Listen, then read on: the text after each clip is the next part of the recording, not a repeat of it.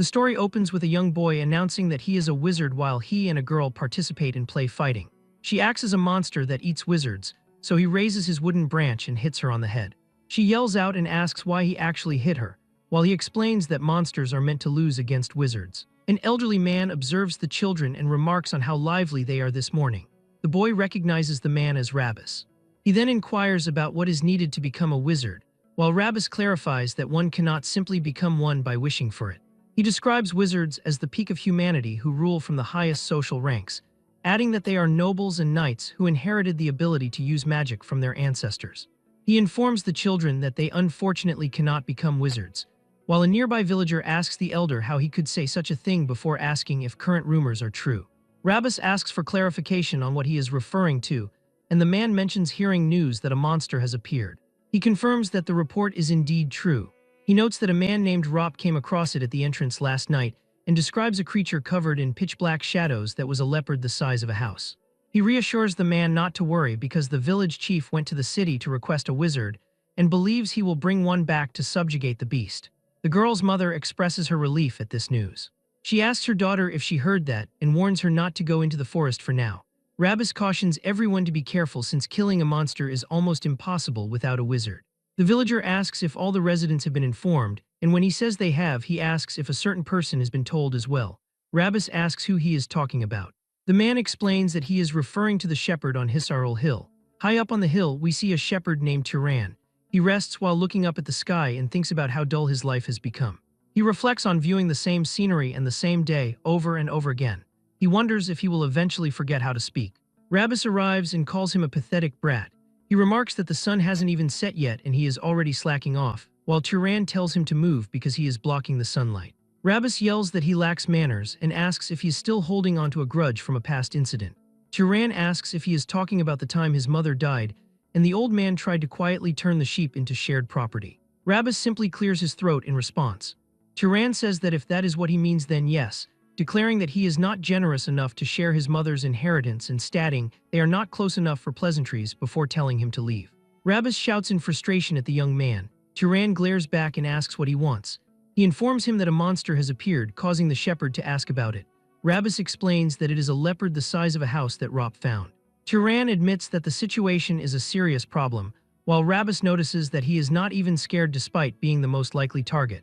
He tells him to be careful since the village chief went to request a wizard. He claims he only came because he was worried about him, but Turan thinks the old man is not being very honest. He suggests the man was actually worried about the sheep and not him, as Rabbus prepares to shout again. Turan tells him to get lost if he is done talking because his breath smells like rot.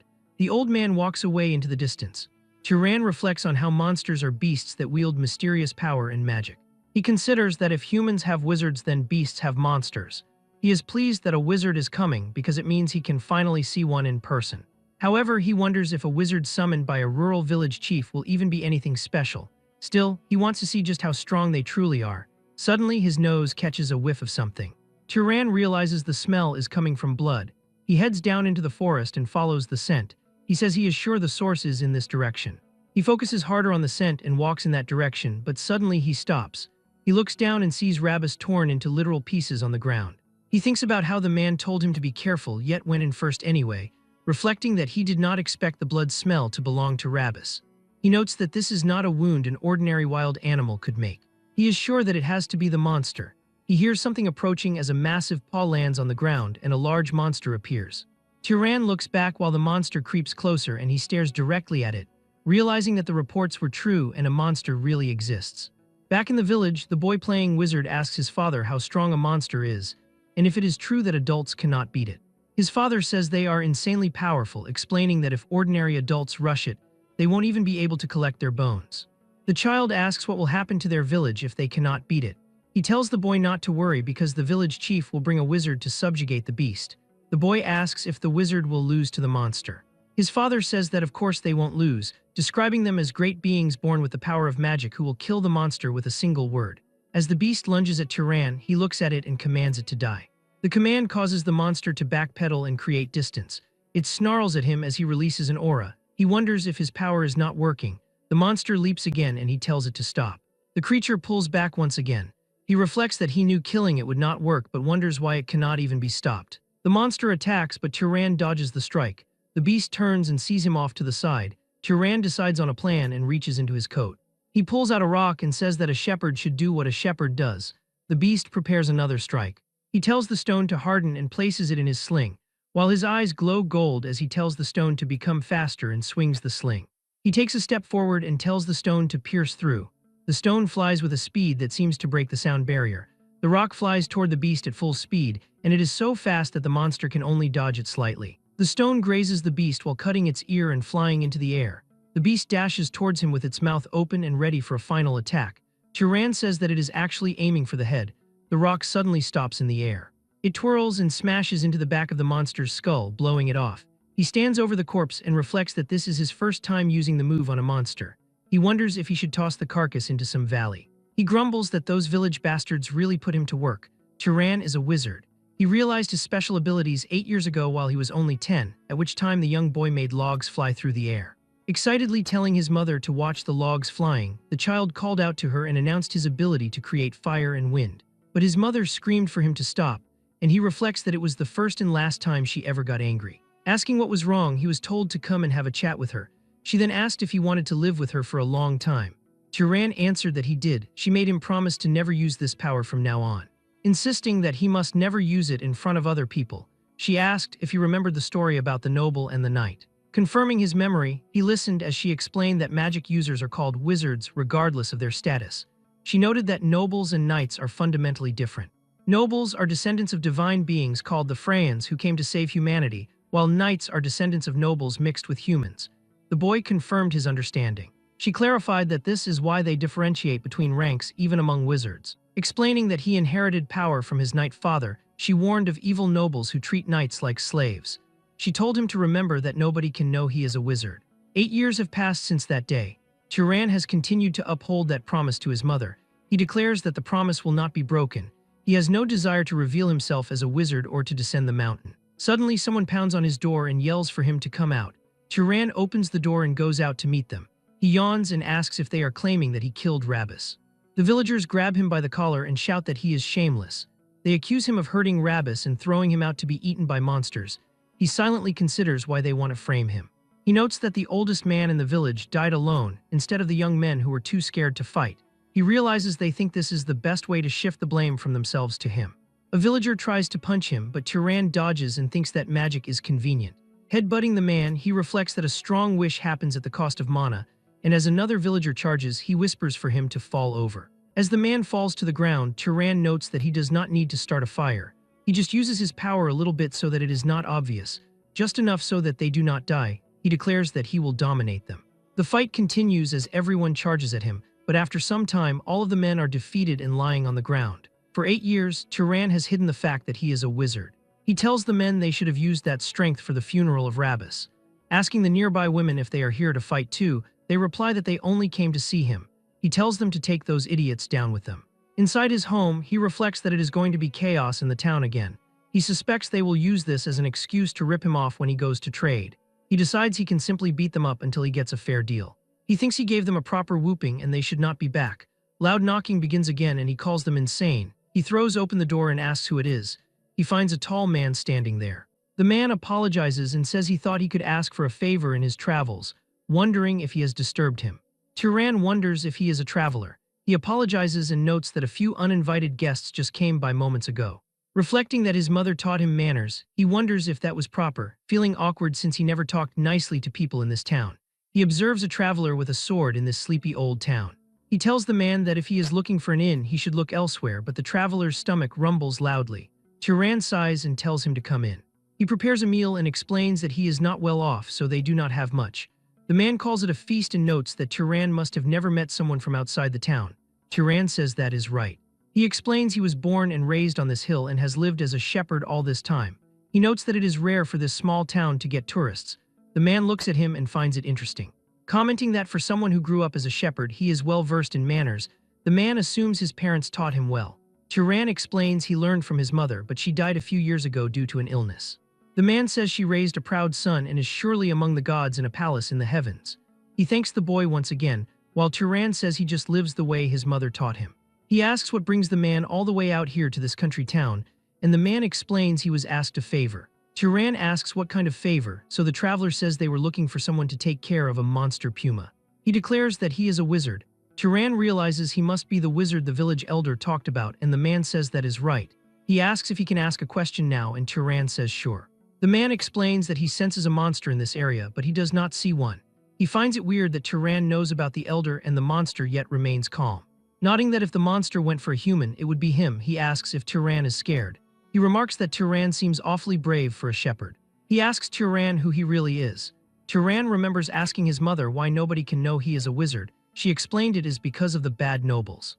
Comparing nobles to shepherds and knights to the dogs that nobles keep, she warned that they might treat him with love, but they can sell him off or sacrifice him. She told him she does not want that kind of life for him and asked if he wanted to keep living with her, to which he said yes. She told him to remember that nobody can know he is a wizard and warned that if other wizards find out, they will separate them. And they would turn him into their shepherd dog to be discarded at any moment. She told him that to avoid being found out as a wizard, he might eventually have to kill people. Turan thinks to himself that this must be what the situation has come to, while the older man asks if he is unable to respond to the inquiry. Kjorn stares at him for a moment before declaring that making such a face simply makes his joke feel awkward, and then he lets out a nervous laugh. Turan realizes it was only a joke and apologizes for lacking a sense of humor, while Kjorn insists he is the one who should apologize as he realizes he must have flustered the young man. He reflects that it is his first time hearing a wizard joke, which is why it caught him off guard, while the wanderer remarks that the reaction was so entertaining that he took the teasing a bit too far. He notes they haven't introduced themselves properly and expresses that it is nice to meet him. The old man reveals that his name is Kjorn and describes himself as a wanderer. Turan feels he should have introduced himself first and identifies as a shepherd. He states that he is 18 years old this year, to which Kjorn responds that he will be 75. Turan thinks Kjorn looks very good for his age, nodding he doesn't look old at all, while Kjorn explains that wizards age much more slowly than ordinary people and enjoy significantly longer lives. Turan asks how he ended up becoming a wanderer in the first place, and the man explains that after serving the Arabian family for 60 years, he finally left. He says that in his later years, he desired to roam from place to place without the need to settle down, and Turan calls the idea romantic as the two of them continue their harmless conversation. Turan reflects that sharing a conversation with a good person like this is something he never realized would be so enjoyable. They continue chatting until the sun begins to rise over the horizon. Kjorn realizes he didn't notice how much time he was spending as the light grows. He hands over a coin of Arabian silver, explaining that it is the purest of silver coins and worth more than the meal. Turan accepts the payment gratefully and wishes the man a smooth hunt, while Kjorn tells him to stop acting like they will never see each other again. He suggests he might come by a few more times to mooch off him before he eventually heads out. Later in the day, Turan walks out to the field when it is time for the sheep to graze. He commands the animals to gather, causing them to look at him and begin walking his way. He reflects on the fact that this was the first time he has ever met another wizard, and wonders how long it has been since he shared a conversation that felt so naturally comfortable. Turan notes the ease and humor that naturally seeped into the man's speech was more than any adult he's ever met. He considers him a truly good person, recalling that the man even returned with a wolf. Turan had always thought knights were just emotionless hunting dogs used by arrogant nobles. He wonders how he is supposed to tell the man that there are no more monsters on Hisaril Hill.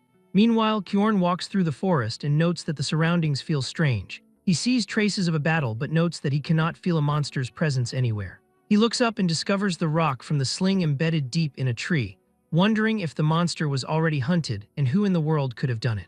He considers if the village chief hired another wizard, but he feels relieved that someone made things safe. Suddenly, he senses something and turns around to see the monster walking toward him with its face ripped apart.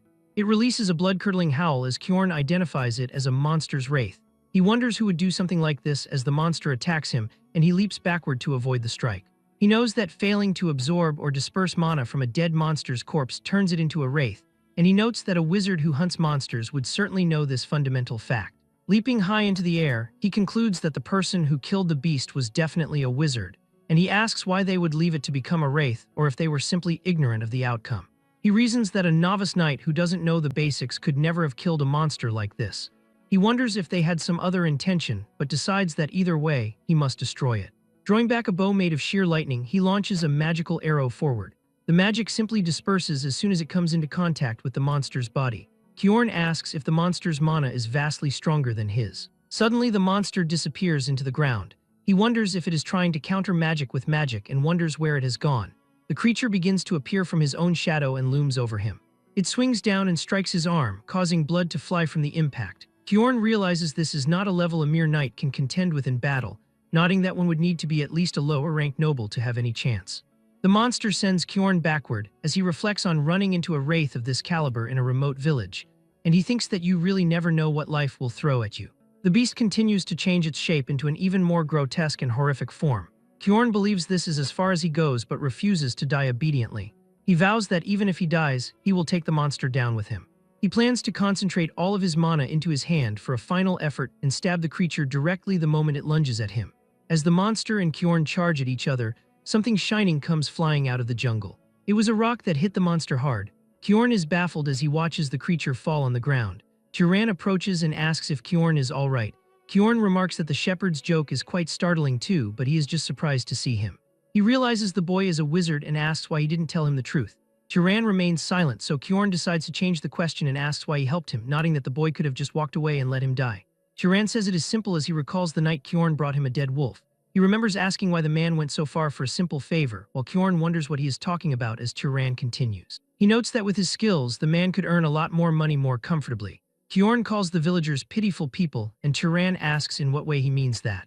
He describes them living on the frontier and trembling in fear without basic protection, while Turan argues that it isn't the man's fault, but Kjorn explains a wizard inherits the power of a god, so they should live with pride by protecting powerless commoners. He admits that not every wizard thinks this way as everyone has their own way of living. Turan smiles and tells him exactly that while the monster rises for another attack. Kjorn tells him to listen carefully because this is not a level they can handle. He warns it is a monster they cannot fight unless they are at least a noble, and he tells Turan to inform the village chief immediately and help everyone evacuate. He vows to hold the monster off here. Kjorn admits he talked big but doesn't know how long he can actually last, but Turan tells him that it is okay as Kjorn asks what he is saying. Turan tells him if the attack he just used managed to land, then everything is going to be okay, while Kjorn asks what he is talking about, wondering if that attack wasn't his full strength, and he thinks a young knight hiding in the mountains couldn't hunt a wraith that even nobles deal with. That's what Kjorn thought at first, but he realizes what he is seeing isn't just a small connection made in a rural village, nor is it the reckless bravado of a young knight who ran from nobles. The scene before his eyes could be the beginning of a wizard who will turn the world upside down. Turan declares that he was also curious about what his limits truly are. As Turan stands before the monster, he declares that he wants to test his limits. Kjorn announces he will not permit the boy to face this alone, warning that despite his remarkable talent, this opponent is too formidable for them not to join forces. As the monster attempts to strike him, a sudden attack sends it flying. Kjorn realizes he would only be an obstruction since he could not even react to that previous attack. He acknowledges that at this moment, he provides no assistance to his companion. He decides that his current role is to help the young shepherd's talent truly bloom. Meanwhile, Turan stands firm while launching a continuous series of attacks at the beast. However, he realizes the situation is not as favorable as it seems because his physical strikes are taking no effect. Kjorn shouts that it is impossible to kill a wraith with physical attacks alone. Turan asks how he is supposed to slay the creature then, and Kjorn instructs him to use fire or lightning. The boy's eyes begin to shine as fire appears, yet it simply bounces off the monster, leading him to observe that it is not working. Kjorn is shocked to see that Turan doesn't understand that establishing proper causality is a basic requirement for applying magic to another living being, wondering if the boy lacks fundamental common sense. He realizes now that Turan was the one who killed the original monster and allowed it to become a wraith. This leads him to the conclusion that Turan has never actually absorbed mana in his entire life.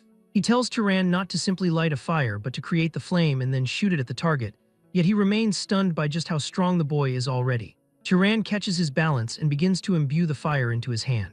Kjorn reflects that while making fire isn't difficult for a wizard, controlling it requires separate training. Turan performs the task instantly, creating a powerful fire. He steps forward before hurling the flames at the monster. The flame explodes upon impact, causing the monster to scream as it burns alive. Kjorn urges him to keep his mind focused on the spell, explaining that he must keep pouring mana into it so the fire does not go out. He insists that everything about the wraith must be burned away as Turan continues to imbue his mana into the attack. His eyes shine like a rainbow as the flames grow more violent. Kjorn cannot believe they actually won and reflects on how absurdly strong that wraith was, nodding that one would need at least noble-class power to fight it, yet Turan took it down. Turan asks if the battle is finally over, while Kjorn remains in disbelief that a shepherd from the mountains achieved such a feat. Kjorn warns that if he does not want to encounter another wraith, he must absorb the mana first, and when Turan asks how to do that, he tells him to imagine draining something into himself. Turan agrees and places his hand on the remains. As he focuses, a green aura emanates from the monster and gathers into his palm. As he does this, all of the mana is absorbed and circulates throughout his entire body. As he starts to shiver, Kjorn mentions he will experience a certain kind of pleasure. He declares he cannot believe it even after seeing it with his own eyes and asks if this truly was his first time absorbing mana, and Turan confirms that it was. Kjorn explains that after an initial awakening, mana grows slowly with age, and the most effective way to grow is to kill monsters or wizards and absorb their mana. Since this was Turan's first time, his innate potential must be in a different league entirely. He concludes that this young man must belong to a noble house. Kjorn bows and apologizes for his previous rudeness, then asks which noble house Turan belongs to, but Turan tells him to wipe the blood off himself first. Back inside the house, Kjorn has his arm covered in bandages. He once again apologizes for his lack of manners toward the boy, feeling he can only apologize for making someone as esteemed as Turan perform such a task. Turan reminds him he has already stated he is not someone esteemed, explaining he is just a shepherd who does not even know who his father is. He glares and tells him to stop the formalities, while Kjorn agrees and tells Turan not to glare at him. But the man wonders why a powerful wizard would choose to be a shepherd, explaining he does not mean to belittle him, but the role simply does not seem to suit him. Turan reveals it was his mother's request which she held onto until the moment she died, and Kjorn asks for more explanation. And Turan describes how nobles live below the mountains. He explains that if his wizard identity is revealed, he will only be used by them and then thrown away, while Kjorn observes his mother was very wise. Turan is surprised since he expected him to call it overprotective parenting. Kjorn tells him his mother was not entirely wrong. He reflects that wizards have great power and that great power inevitably brings conflict, recalling a major war between noble houses just 20-some years ago. He explains it was a conflict between the House of Arabian which he served and the Great House of Zahar, noting that so many people died in that war. Out of roughly 3,000 Arabian knights at the time, more than 900 died. He reflects that nearly a third of them were lost. Sadly, he realizes everyone close to him was in that third, remembering his friend Denver, his teacher Hartman, and his beloved wife and son, who were all massacred by House Zahar. He concludes that his mother was right to an extent, as a knight's life can vanish more easily and meaninglessly than a commoner's. However, he points out that the one thing she was wrong about was Turan's aptitude. He admits it is embarrassing to say while in his current state, but he is a knight with fairly good skill, yet Turan easily destroyed a monster wraith that he himself could not bring down. He tells the boy his potential is not merely that of a knight but is at minimum noble level, and even among them, he possesses at least upper-tier aptitude. Turan asks if his mother was lying when she said his father was a knight, while Kjorn explains that on rare occasions, a child worse than a knight is born among nobles, or a noble-class child is born among knights. In that sense, he suggests it would be better for Turan to leave this hill and enter the world. Turan asks why he should do that, and Kjorn explains that humanity desperately needs more strong and kind nobles and knights, because humans are still not the complete masters of the world. Long ago, other races pushed out by the gods were left watching for a chance to rise again. In the midst of this, nobles only continue to wage war against one another. He argues this is an age that desperately needs someone strong and kind like Turan. More than anything, he asks if Turan is truly satisfied living as a shepherd. Turan looks at him and asks what he could even gain by going below the mountain. Kjorn explains that it depends on his desires, whether it be wealth, fame, authority, family, or friendship, noting that any of that is hard to obtain here. He tells him to try imagining the possibilities where he could wander as a wanderer and destroy monsters, or become an explorer in the unknown, or be adopted into a house to walk the path of power. Turan admits that listening to him, he thinks the man is right. He notes it would be more interesting than herding sheep here. For the first time, he is seriously curious about the world outside. Kjorn worries he might be planting expectations for no reason, but promises to support every possibility Turan has. Then he asks about his bloodline ability, and Turan asks what he means. Kjorn apologizes and explains he keeps forgetting the boy knows little about magic. He explains a bloodline ability is a trait nobles inherit from their ancestor, the Freyans, and whether or not one has this ability is what separates nobles from knights. He asks if any spell felt unusually easy, or if he has some outstanding ability that does not require magic. Turan wonders if it is because he is strong, but Kjorn explains that simply having mana makes a wizard's physical abilities stronger. Turan mentions he has a good nose and is pretty good at throwing stones, while Kjorn says that if his sense of smell is exceptional, it can be considered a bloodline ability. Kyorn notes that being skilled with thrown weapons is a trait of House Arabian, though it is a fairly common one. He tells Turan to continue explaining. After some time, Kyorn declares that he thinks he knows which house his abilities are closest to. Turan asks for the house's name. Kyorn's expression changes as he tells him the name of a great house known as Pursuers or Hunters. He reveals it is House Zahar, the very one that fought the war against House Arabian. Turan is visibly surprised by this.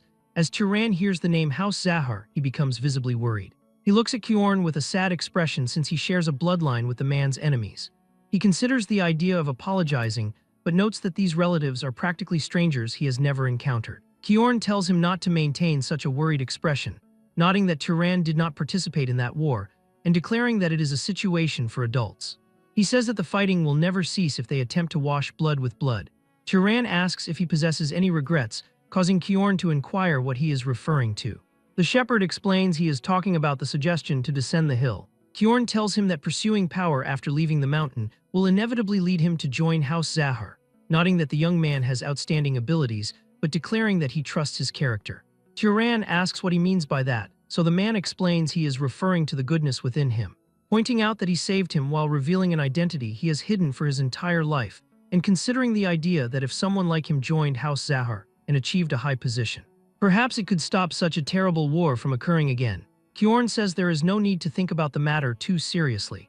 He reflects that a decision regarding joining the family has not been made yet. Turan announces that his thoughts are now clear and he wants to try descending the mountain. Kyorn tells him he has thought well, but the boy declares he does not want to depart immediately. He tells Kyorn that he will head down once the man's injury has healed, while Kyorn calls him kind, nodding he is only slightly scratched and reflecting that the boy is truly a good person. Later inside the house, Kyorn explains that mana is absolutely required to use magic, stating that this is why mana is commonly referred to as the key to omnipotence. Turan asks about the term, so Kyorn clarifies it is not a truly omnipotent power despite the name, and that using magic requires mana that matches it.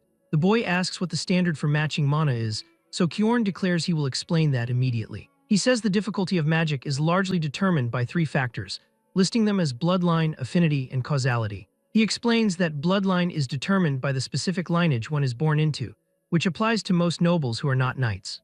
He considers that it would be difficult for the boy to heal wounds using magic, asking if he is wrong about that, but Turan declares that he is not. Kyorn continues that for members of the Ravista bloodline from the south, it is something they can achieve even without training since the power originates from the bloodline. Turan asks about the second factor, affinity, which Kyorn says can be thought of as familiarity. He explains it is the concept that a mage can more easily perform tasks they prefer or are used to, while Turan reflects that it is like how he created a fireball as if he were throwing a rock. Kyorn confirms that he is correct and considers that simply making flames would not have achieved the same speed or firepower. He notes the last factor, causality, is the most important, though he reflects he does not fully understand it. He asks what would occur if Turan tried to kill him directly by using mana, so Turan says some light would probably shine from his head and nothing more would happen. Kyorn says that is exactly the phenomenon occurring from a lack of causality. He explains it applies when there is no appropriate cause for a desired outcome, or when what needs to be achieved is excessively difficult. Turan reflects that he thinks he understands a bit of what causality is. He notes that to kill Kyorn, instead of spending mana wishing for death, he would need to provide a cause of death like creating and shooting flames, which is more natural than directly lighting one. Kyorn tells him exactly that while reflecting Turan could have been a scholar instead of a mage. Turan says that he can control ordinary animals as he wishes and asks why magical beasts would need something like that, so Kyorn tells him it is because of their mana. They continue talking while a sheep eavesdrops. Turan reflects that magic is certainly not easy, while Kyorn tells him an excellent mage knows not just how to use mana, but also the principles and situations behind it. The shepherd wonders if the House Zahar bloodline also possesses special magic, so Kyorn tells him they are skilled in stealth and tracking and suggests he try it once. Turan agrees to the suggestion. He closes his eyes and thinks how he does not want to be seen by others, wishing that neither sound nor smell could be detected. He starts to fade away and asks if it worked. Kyorn stands there speechless, seeing nothing in front of him. He tells him he succeeded because he can no longer see him. The man feels a little sad as he looks at the now empty room. Turan slowly reappears, and Kyorn reflects it has been a while since he has seen that ability, nodding it is still a frightening power. He notes that during the war, the Arabian knights feared that ability the most, while Turan reflects that this seems like an unfairly powerful ability. Kyorn tells him it is not invincible and declares he will teach him magic training methods. Turan says the man is being too friendly and teaching too much to a mage from an enemy family. Kyorn reminds him he saved his life and treated him, declaring again that he trusts his character. Later, an ugly bald man asks if Turan is truly selling the sheep and leaving. The bald man asks who will perform the shepherding from now on, and how he can decide such a thing without consulting them. Turan tells them they should figure out how to find a shepherd themselves, declaring it does not matter to them what he does with his belongings. He hopes they buy the sheep at a fair price or he will release them and leave. He says they are free to capture them but notes they will probably have a hard time. The chief reflects that this bastard is someone who keeps his word and that nothing good will come from irritating him. He says he understands and tells him to do whatever he wants while handing over a bag of money. As Turan and Kyorn start to leave, Turan reflects that the villagers still owe Kyorn compensation for everything and considers going to collect it. Kyorn tells him he does not intend to receive it because Turan was the one who caught the beast. Turan notes that is true and reflects they have reached a crossroads where they must part ways. Kyorn tells him he is sorry for refusing the offer to travel together as he is more comfortable alone. The boy declares he understands and thanks him for everything. Kyorn tells him to take care, and Turan declares he hopes they meet again with smiling faces. He watches the knight's retreating figure for a long time. Only later does he realize why he did not want the man to speak formally. He reflects that although he never lacked affection from his mother, he had been secretly yearning for a father figure. He realizes he wanted someone who could be a role model for what kind of man he should become. The journey continues as Turan travels deep into the desert and past a canyon. As he walks and looks up to try to look farther, he spots people off in the distance. He wonders if they are traveling merchants going from village to village. He reflects this is good since he can ask for directions. Turan reaches near them. A man asks who he is to block their path, so Turan explains he is traveling alone and asks for the location of the nearest city. They tell him he will reach a city called Mure if he follows the road they came from. Turan thanks them for the information and starts to leave, but one of the men tells him to wait. He asks if the boy is really going to leave after receiving information, while Turan asks what he is talking about and wonders what he wants. The man tells him he should give something in return if he receives something. They take out their blades and tell him to take off his bag. Turan asks if they are bandits and the man asks what he will do if they are. The man who gave the directions declares this is just recklessness, nodding this is a wasteland where no one would find it strange if someone died. He points his sword at Turan and tells him to take off his bag and cloak while they are being nice, because killing and stripping him would be unnecessarily bloody. Turan understands and notes they are bandits who kill people. He remembers his training with Kyorn, practicing magic with him and remembering everything the man told him. Recalling Kyorn, Turan declares he will use them for practice. The group begins to laugh at him, declaring that he is talking like some kind of wizard. Turan moves his hand forward, sending the men flying through the air with a gust of wind. He notes that instead of generating wind from thin air, shaping it with his hand and amplifying it uses much less mana. He didn't realize he could whip up wind this strong with such a small amount of mana, and the men are left completely confused by the attack. He then begins to pull water from his water pouch, forming it into a crystal. He creates multiple crystals now, and the bandits realize they have made a mistake. One of the men is impaled by crystals, which kills him instantly. Turan thinks that this spell is supposed to be useful near a lot of water, but considers that simply throwing stones feels faster and stronger than this so far. The bandits apologize and say they didn't know he was a wizard while begging for forgiveness. The leader is distracting him while the rest of the group creeps up from behind. Turan lifts his foot and stomps down, causing a sand pillar to spawn under the men, and the pillars impale all of them as the leader stands there speechless. He stares at the corpses of his men and declares that this is impossible. Turan says he has one thing to ask, and the man declares he will answer anything. He asks why they attacked him without a plan, noting that a traveler walking alone could easily be a wizard. The leader explains it was because Turan bowed his head. He says that even when they spoke rudely, the boy bowed and greeted them, so they assumed he was ordinary. Turan thanks him and declares that the man taught him something useful. The bandit smiles and asks if he is really going to spare him. Water begins to gather above the man's head, as a flashback shows Kyorn telling him that he is going to meet many people, and there is something he must absolutely know. He says he must never show mercy to scum like bandits, describing them as the kind who do not hesitate to harm others for a profit. He notes the reason he is saying this so firmly is because he understands the boy's nature, and Turan declares that he understands the reasoning. A life spared out of pity could end up harming 10 good people, so he kills the man and reflects that he has stalled for long enough. The road the bandits drag their cart along left clear wheel tracks cutting across the sand for him to follow. As he follows the trail, one thought remains burned sharply into his mind. He killed people. He feels guilt but realizes he couldn't just let them go. Kyorn's warning comes back to remind him of those who rob and kill without hesitation, and such people would target others again at any moment. Like tracks in the desert slowly fatting as weeds grow over them. Turan's chaotic heart gradually settled as he recalled the teachings of Kjorn. And then, he arrived in a new world. He stands above the small city of Mure, which is unlike the village where he spent his life. He thinks that the place is pretty, and as the streets are crowded with people, he notes it is his first time seeing so many together. Even the architecture is completely different from what he is used to. He feels as though he has truly come to a city. He walks toward a shopkeeper who welcomes him and asks what he can get for him. Turan says he is not a customer. He recalls Kjorn saying that if he reaches a city and needs a place to rest, he should look for an inn. The shopkeeper tells him that if he is not buying fruit, he should get lost. Turan wonders why the man is being so rude, and if it is an unspoken rule in cities that questions require buying fruit first. He points to a fruit and asks how much it costs, so the merchant tells him it is 2 ducat. Turan asks what exactly a ducat is, but the merchant notes he looks like an outsider who probably doesn't know what that is, adding that paying with other coins is fine too. Turan hands over a coin and asks where he can find the inn. The man points him toward the biggest inn in the city. When he arrives, an inn staff member named Lena welcomes him.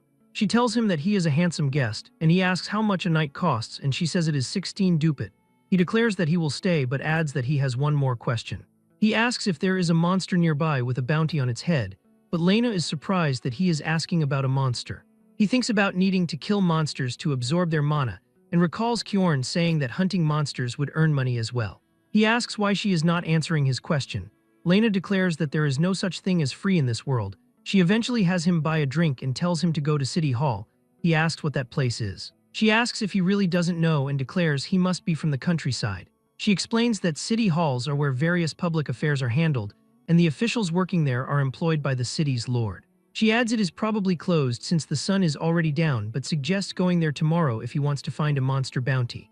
She asks if he is a monster hunter as well, so Turan asks what a monster hunter is. She explains people claim that if an ordinary person hunts monsters, they become a wizard, and she asks if he is trying to become a wizard too. She declares that anyone who believes that kind of superstition is an idiot, but Turan asks if it is just a superstition. Suddenly someone puts his hand on Turan, and it was a monster hunter named Midden who declares it is a fact that killing monsters makes you a wizard, saying he saw it with his own eyes. Lena is surprised to see him alive, but Midden declares he is not dying until he becomes a wizard. Turan pats the man's hand, and Midden removes it from his shoulder while apologizing for the intrusion.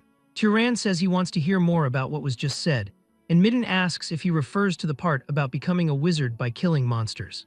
He explains that wizards get stronger when they hunt monsters, and by the same principle, an ordinary person can become a wizard. He notes the 4 of them are hunting monsters to try and become wizards. Turan asks if that means someone among them is already a wizard, but Midden says no and explains there is only the Lord's wizard and 3 others under him in this city. He notes the boy's gear is too shabby for hunting and asks if he has a weapon. Turan says he does and holds up a sling, while Midden notes that judging by how worn it is, he must have used it a lot. Turan says it is good for firing something the size of an egg quickly, but Midden says he could easily hunt rabbit or fox monsters with that. He notes they were wishing for one more shooter and asks if he has any interest in hunting with them. Turan smiles and says no but thanks them for the offer. At night in his room, he reflects that there is no reason he has to hunt together with them. He thinks about what a chaotic day it has been. He still can't believe he actually left the village, wondering what is going to happen from here on. He senses someone outside his room and asks who it is. He recalls Kjorn telling him that a city isn't automatically safe and he should never let his guard down. He goes near the door while imbuing his hand with mana just in case. He cracks the door open and asks Lena what she is doing there. She asks if he was asleep and says she thought the room might be cold, so she came to keep him warm. He asks what she means by that. And Lena smiles and begins to undress herself. She tells him that it's exactly what it sounds like. The boy is confused and asks what she means by exactly what it sounds like. She explains that for a small amount of money, she will do whatever he desires, but he asks what she will do if there is nothing he wants. And she tells him not to lie, claiming she can tell just by looking at his face. But Turan turns into the Buddha himself and Lena stares at him. He recalls Kjorn getting mad and saying that he must never fall for the honeypot. The man had warned he always has to be careful with women at inns and prostitutes in general, since most of them carry sexually transmitted diseases. He noted that while they have strong disease resistance, and it is no problem for them, if Turan is careless, he could pass it on when he is with another woman, advising that he shouldn't let desire trap him into doing something he will regret. Turan thinks that cities are not easy to live in either, and reflects on the fruit shop earlier and now Lena too. He considers how they put a price on even small bits of information and conversation, and concludes that cities really are pretty cold-hearted. He then overhears Midden and his men discussing something. They ask Midden why he was trying to bring that guy from earlier along, as one of the men noted that he didn't look like he would be much help. The other dude said that was right, and that he just sounded so cocky he would be perfect to use as bait. But Midden explains it is because Turan reminds him of himself when he was young. He figured that if the boy was at least next to him, he might as well survive a little longer, while the others tell him that he is way too good-hearted. Hearing this, Turan smiles, thinking maybe the city isn't completely cold after all. The next day he heads to City Hall and a man asks if he can help him. Turan asks if he is an official and the man asks what else he would look like. The young shepherd tells him he came to hunt monsters, which confuses the man. He recalls Kjorn telling him previously that the world would not be kind to him. He thinks about it the other way around, nodding there's no reason it has to be kind, and he was advised that if he wants people to treat him kindly, the method is simple. He must reveal that he is a wizard and ordinary people will bow their heads. The official hands him a paper and says that he cannot take it with him. He instructs him to look and then hand it back. Turan asks if it is a crow monster and the man asks if it looks like a cat or something. He explains that it is unlikely, but if he kills a monster, he has to bring it to the city, nodding a wizard is needed to disperse the mana so it does not become a wraith. He warns that if he kills a monster and leaves it abandoned, the penalty under city law is execution. Turan knows this and understands what happens when a monster becomes a wraith, and he cannot repeat the same mistake. Turan then asks if knights don't hunt monsters, but the official says they are not people with time to spare.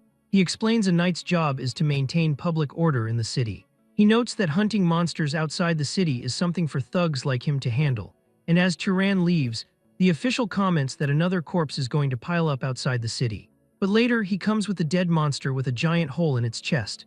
Everybody is surprised, unable to believe what they are seeing. They ask him how he managed to bring it back so fast and if he killed it alone. Turan says that he did and asks if he can receive the reward for killing it. The official says they will give it to him and runs to get Turan's reward. He hands over a bag and tells him to go get some rest. The other officials talk about how incredible it is because even its wings are still intact, and they wonder if it is possible to bring back a blade crow in this condition. The official thinks about it and looks over, asking Turan why he is still here. Turan asks if there are any other monsters worth hunting. They ask if he is really planning to go hunt more. Later, Lena tells him that these are the most expensive items on their menu. She never dreamed that someone like him could defeat 30 monsters in just 3 days. She says he must have made a lot of money from the bounties, while Turan continues to eat like a baby. He responds that money isn't his only goal. More precisely, the goal is the monster's mana, and thanks to that, he has definitely gotten stronger. He notes that compared to when he met Kjorn, his mana has increased severalfold. However, he can feel a limit approaching, and with only weak monsters' mana, it is going to be hard to get any stronger. He then tells Lena that he has a question for her, and she asks what it is, and he asks if she took a bite of this, but she reminds him that he ate it all by himself. She notes that even though he is skinny, he can definitely eat, and the chef says he made it for the first time in a while and is happy he enjoyed it. Turan says it was delicious, and as he stands up to leave, one of Midden's men grabs him by the coat. He asks if he is really eating something so tasty by himself. They make fun of him, saying they have heard that he has made a lot of money and suggesting he should give some charity to his partners. Turan hits him in the face, and the man stumbles backward. Turan asks if he wanted some more charity. Another man gets pissed and swings at him, but Turan dodges and hits him in the face too, while one runs at him carrying a chair and swings, but Turan blocks it. Turan raises his hand and flicks the man in the forehead. Lena gets nervous and yells, telling them to stop fighting in the inn. Later, Midden apologizes and says he gave them a proper scolding. He promises this will never happen again and explains they have been tight on money lately. He says they just got jealous when they saw him and tells the other two to apologize. And they both say sorry. Turan asks if things are that hard for them and Midden says they have just been limited. He doesn't think they will be able to pay the room fee but notes that it is their problem. Turan then takes out a bag of money and tells him to take it. Midden asks why, and Turan explains this is repayment for the kindness he showed before, remembering him saying he was worried and tried to bring him along. Midden asks how he knew about that, while Turan says there is no such thing as free and he needs some information in return. Midden laughs and says that information is what he is best at, and he will tell Turan everything he knows. Later, outside the town, Turan looks at it and reflects this might be his last hunt in this city. He notes Midden gave him information about the next one, so it is about time he left for there. He reflects there was a lot more useful information than he expected and that Midden is a great person. He thinks Midden is not as seasoned as Kjorn, but that just makes him purer and kinder. He then senses something and recognizes the smell. He starts to run in that direction, knowing what is happening but hopping his hunch is wrong. As he heads into the jungle, he sees marks on a tree. He looks over and spots one of the men cut across the chest and bleeding out. Turan recognizes that he is from Midden's group. He then looks over and spots Midden's corpse and the coins that he gave him on the ground covered in blood. Turan just wonders what happened to him. Turan looks down at Midden and one of the men who is still barely alive as the man struggles to speak but manages to get the word rabbit out.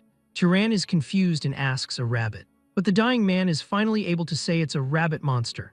Turan looks to the other side and sees the monster still eating another man. The monster also notices him and glares at Turan with its red glowing eyes. Turan was standing up when the monster charged at him with great speed, but he dodged the attack, and the monster hit the tree, destroying it instantly. Turan can't believe how fast it is, and he was almost hit by it. He twirls his sling and raises it up before firing it. As the rock soars through the air, it splits into three and all of them move toward the monster, but the monster easily destroys all of them. Turan notes that this creature is used to defending against thrown weapon techniques. The beast readies itself and dashes toward him once more. It is surprised when Turan completely vanishes in front of it. The monster stops the attack as it can't see Turan, but he suddenly appears behind it with a dagger in his hand and stabs the rabbit monster in the neck. Turan retreats and starts turning invisible using magic. The monster tries to attack at that moment, but Turan had already become invisible, and the monster was only able to cut down a tree.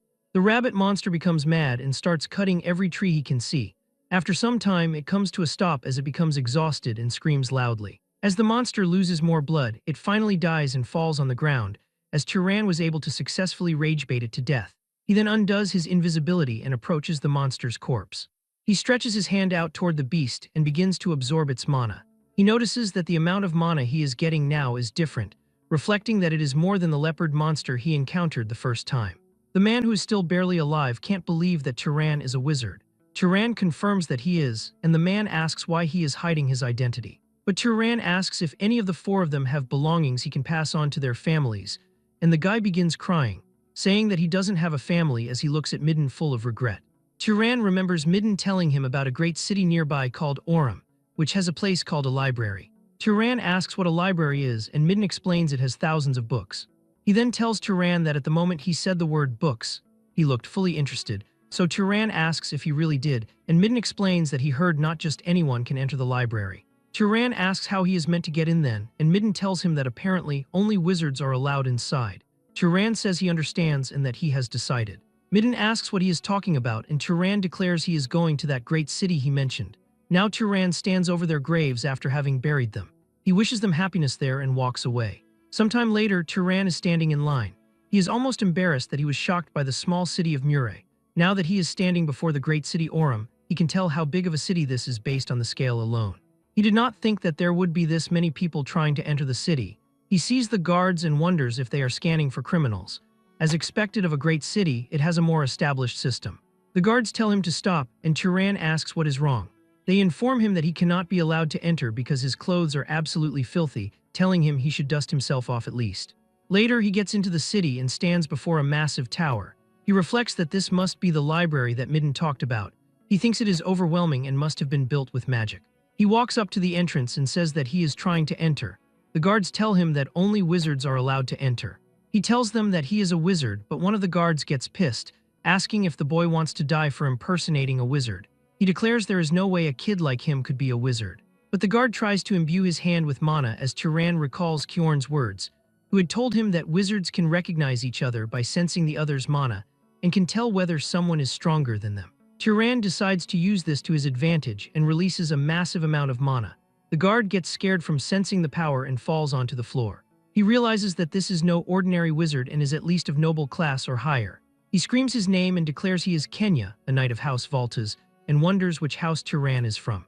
Turan asks if he has to tell him his house to enter, and the man says no. However, to use the library, he needs permission from the Master of Voltas, and when Turan asks what that means, the guard says he will contact House Voltas for him. Later, Turan is sighing as he reflects he thought it would be a simple process. However, maids are now cleaning him inside of a bathhouse, and he wonders how this even happened. He tells them to stop and asks if there is a problem with him washing himself. They explain that if they fail to properly attend to an esteemed guest, they will be punished. He tells them to do what they want and they thank him for that. Later, one of the maids says that he is amazing. She instantly realizes what she said and covers her mouth. He asks if there is something on his face. The maid says she just lost herself because of how handsome he is and begs for forgiveness. He tells her there is nothing to forgive, but the maids tell him to stop speaking so casually to them. Then someone else enters and says, "Wow, what's this?" It was a girl who says she can't believe he is the same guest who showed up looking like a beggar. She notes that after washing up and dressing, he looks like a prince, while the bodyguard with her says she shouldn't be saying that. Turan introduces himself to the girl, and she introduces herself as Azella. She asks what house he belongs to, but he says that for personal reasons it is difficult to say. She tells him that is a shame. She decides to play a prank on him for hiding who he is.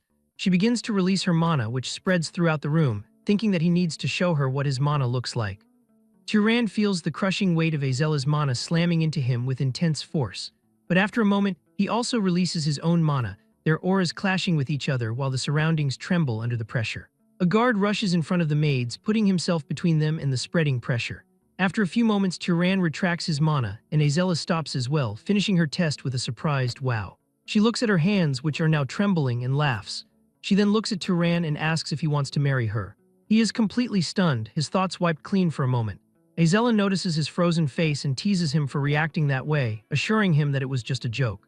But she looks at him one more time, urging him to think about her offer as the seat next to her is currently empty. After saying this, she and her bodyguards leave the room. Turan watches her leave for some time and then looks down to see that his own hands are also trembling. She has mana that is on par with his at the very least, leaving him to wonder if this level of strength is considered normal in this city. The scene shifts to a different room where the man Turan wanted to see is waiting. This is Rug Valtas, the Lord of Aurum, who welcomes Turan as a young noble and asks if he already knows his name. Turan introduces himself, and Rug repeats the name Turan before asking if he wants to use the library. He mentions that a lot of people come there after hearing strange rumors, so he wants to clarify in advance that there is no amazing ancient magic in the library, nor is there some secret method to increase mana. Turan states that he is fine with that, explaining that he never wanted anything of the sort.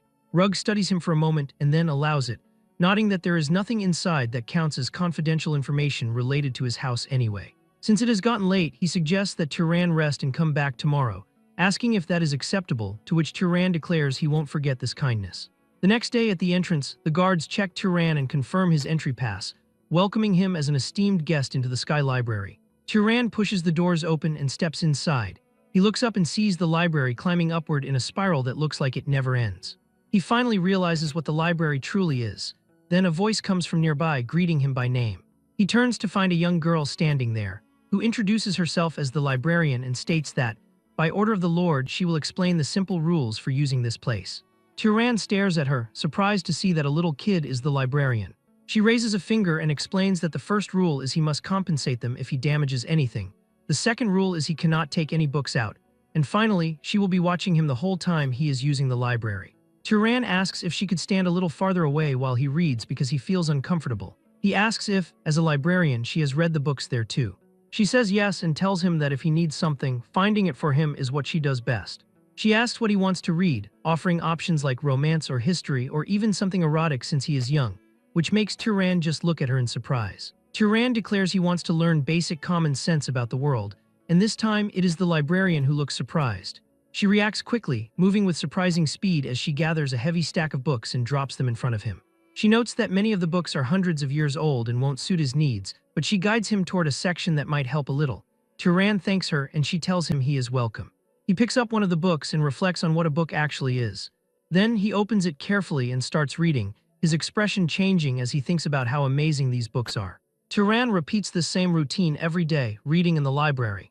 He now comes to understand the world's geography and its different races, learning about the etiquette of wizards and how various items are manufactured and processed, even studying monsters and relics from the era of the Old Empire. With each piece of knowledge he accumulates, his world, something that was once nothing but an unknown space, grows clearer and more vivid to him. Later, Lord Rug Valtas notes that Turan has been making excellent use of the library, which Turan confirms is true.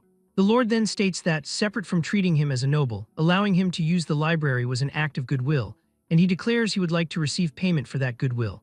Turan does not stall and asks the Lord to tell him what he needs. Rug explains that a monster has appeared north of Aurum and has been attacking travelers, noting that 4 knights who went to subjugate it never returned because they were eaten. He adds that it seems a noble will have to step in personally, but his house can only mobilize 2 people at the moment. Turan agrees to help, thinking that protecting people is what a wizard ought to do. However, he feels something is off, knowing that wizards are usually the type who do not get involved in things like this. Rug adds that the Northern Road is an important trade route for Orem and has been blocked for 10 days, so they have to reopen it quickly. Turan realizes that 10 days ago was before he even arrived in Orem, figuring out that this is why the Lord let him use the library so readily. The scene shifts as a large group leaves the city. Azella remarks that her father really is something else to think he would mobilize a guest for a monster hunt, asking if they were truly that unreliable. She tells Turan that she is not blaming anyone, but says the Lord is making a huge fuss. The man beside her laughs and asks if calling the Lord fussy is a bit much, prompting Azella to tell him to drop it. That man stops for a moment and turns toward Turan to introduce himself as Marvin Valtas, saying he looks forward to working with him, and Turan returns the greeting. As they walk, Azella says they should finish this quickly and go back to rest. Marvin leans in and asks if Turan is interested in his big sister by any chance, to which Turan says no instantly. Marvin looks genuinely relieved. Suddenly, the guard at the front shouts for everyone to stop. Up ahead, they find a destroyed carriage on the road. As they inspect the wreckage, one guard asks if this was done by that creature. Another guard says it probably was, reasoning that since they forbade anyone from going north from their side, the travelers must have come from the south and gotten attacked by the monster. Turan stays quiet and studies a mark on a wooden board. He then states that the monster is a monkey. Azella repeats the word with doubt, so Turan tells them to look at a handprint and explains that the creature attacked the peddlers and went back into the forest. If they locate its trail, they should be able to find it. Azella says she can barely use tracking magic and asks Marvin if he can, but Marvin says he cannot either. Turan then steps forward, volunteering to try looking, and searches for something amidst the carriage parts. Azella asks if he is from a specific tracker bloodline, but Turan just picks up a small piece of cloth and simply says he uses this method a lot and is used to it. He closes his eyes, smells the cloth, and activates a search spell. He opens his eyes and a blue energy trail becomes visible to him. He points toward the forest and leads them that way. The trail stops at a river where Turan notes that it looks like the beast washed its body. Azella refuses to believe a mere beast did that on purpose to avoid being tracked, while Turan suggests it might have just washed because it wanted to. Suddenly, Turan sees those blue lines again and warns the group that the beast is behind them. A massive monkey monster with glowing red eyes emerges, roaring loudly. The monkey raises its hands, in which it is holding large stones. The knights see this and shout for everyone to dodge. The monster launches the stones, which are so large and fast that anyone hit by them is heavily injured. Turan barely escapes the attack, but he is more surprised by what he is seeing. Azella and Marvin do not dodge the attack but use the knights as shields, and because of that, those knights are heavily injured. After the attack stops, Azella simply throws away the knight she was holding as a shield. Turan finally understands that his mother was not wrong. Azella screams for everyone to attack. The remaining knights who can still fight run toward the monster, but the monster turns to run and the knights, seeing it flee, chase after it. Meanwhile, Turan puts a small rock into his sling. Azella and Marvin run after the monster, but it is too fast. Azella says that they are going to lose it, but as she speaks, she sees a small rock fly past her. It is so fast that she cannot even react. The rock flies past all of them and hits the monster, going straight through its body as it screams in pain. Azella and Marvin look back and see Turan walking calmly while spinning his sling. Turan looks up as the monster screams again. As the monkey monster screams and collapses on the ground, Azella quickly seizes the opportunity to finish the creature, extending her hand and using her magic as an immense torrent of fire erupts.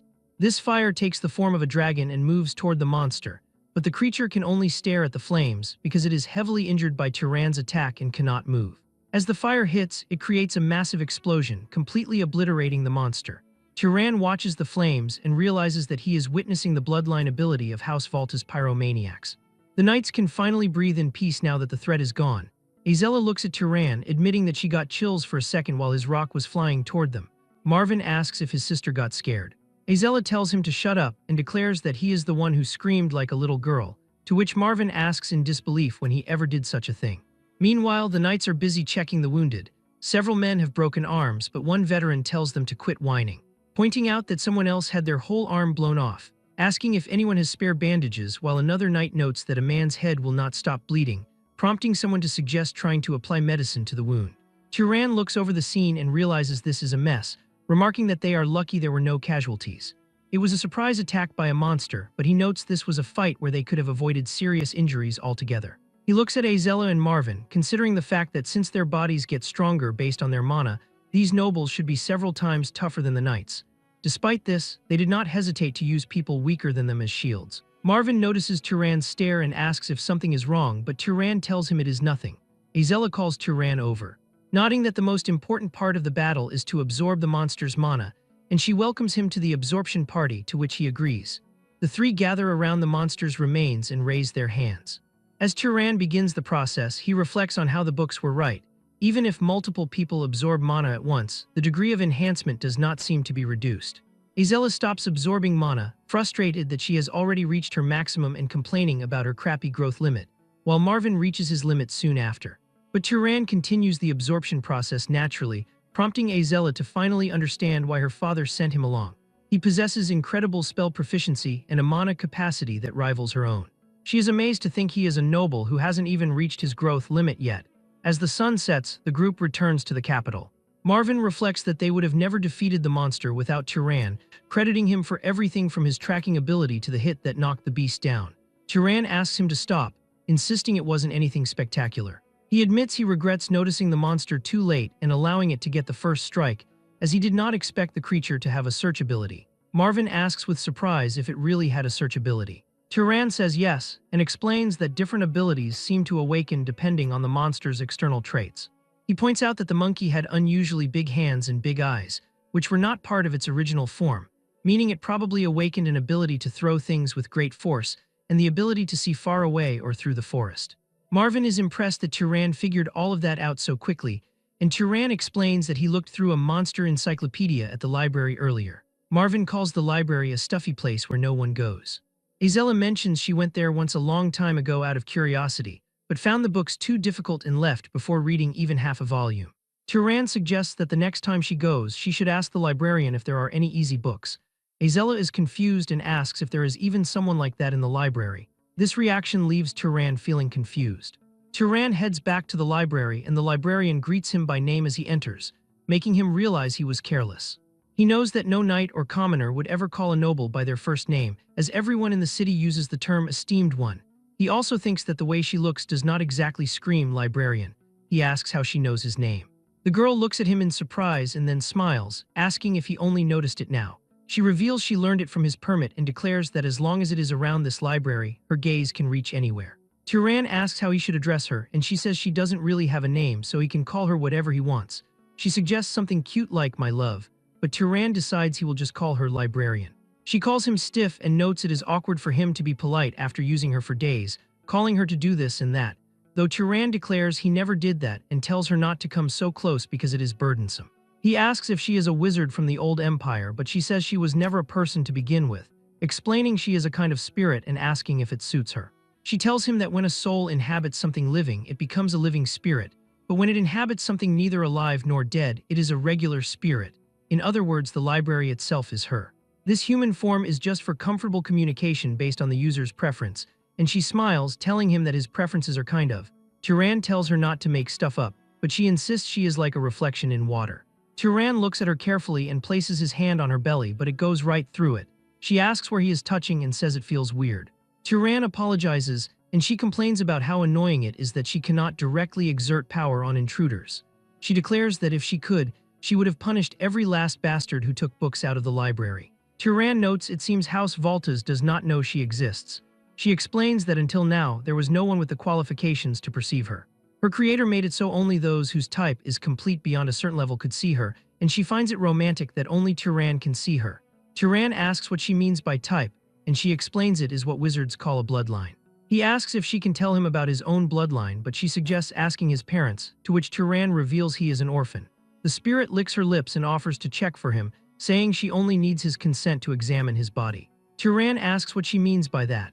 The spirit laughs and makes a ghostly expression before suddenly sticking her hand into Turan's chest, which also goes right through his body, leaving him stunned. She laughs and notes that they are now connected.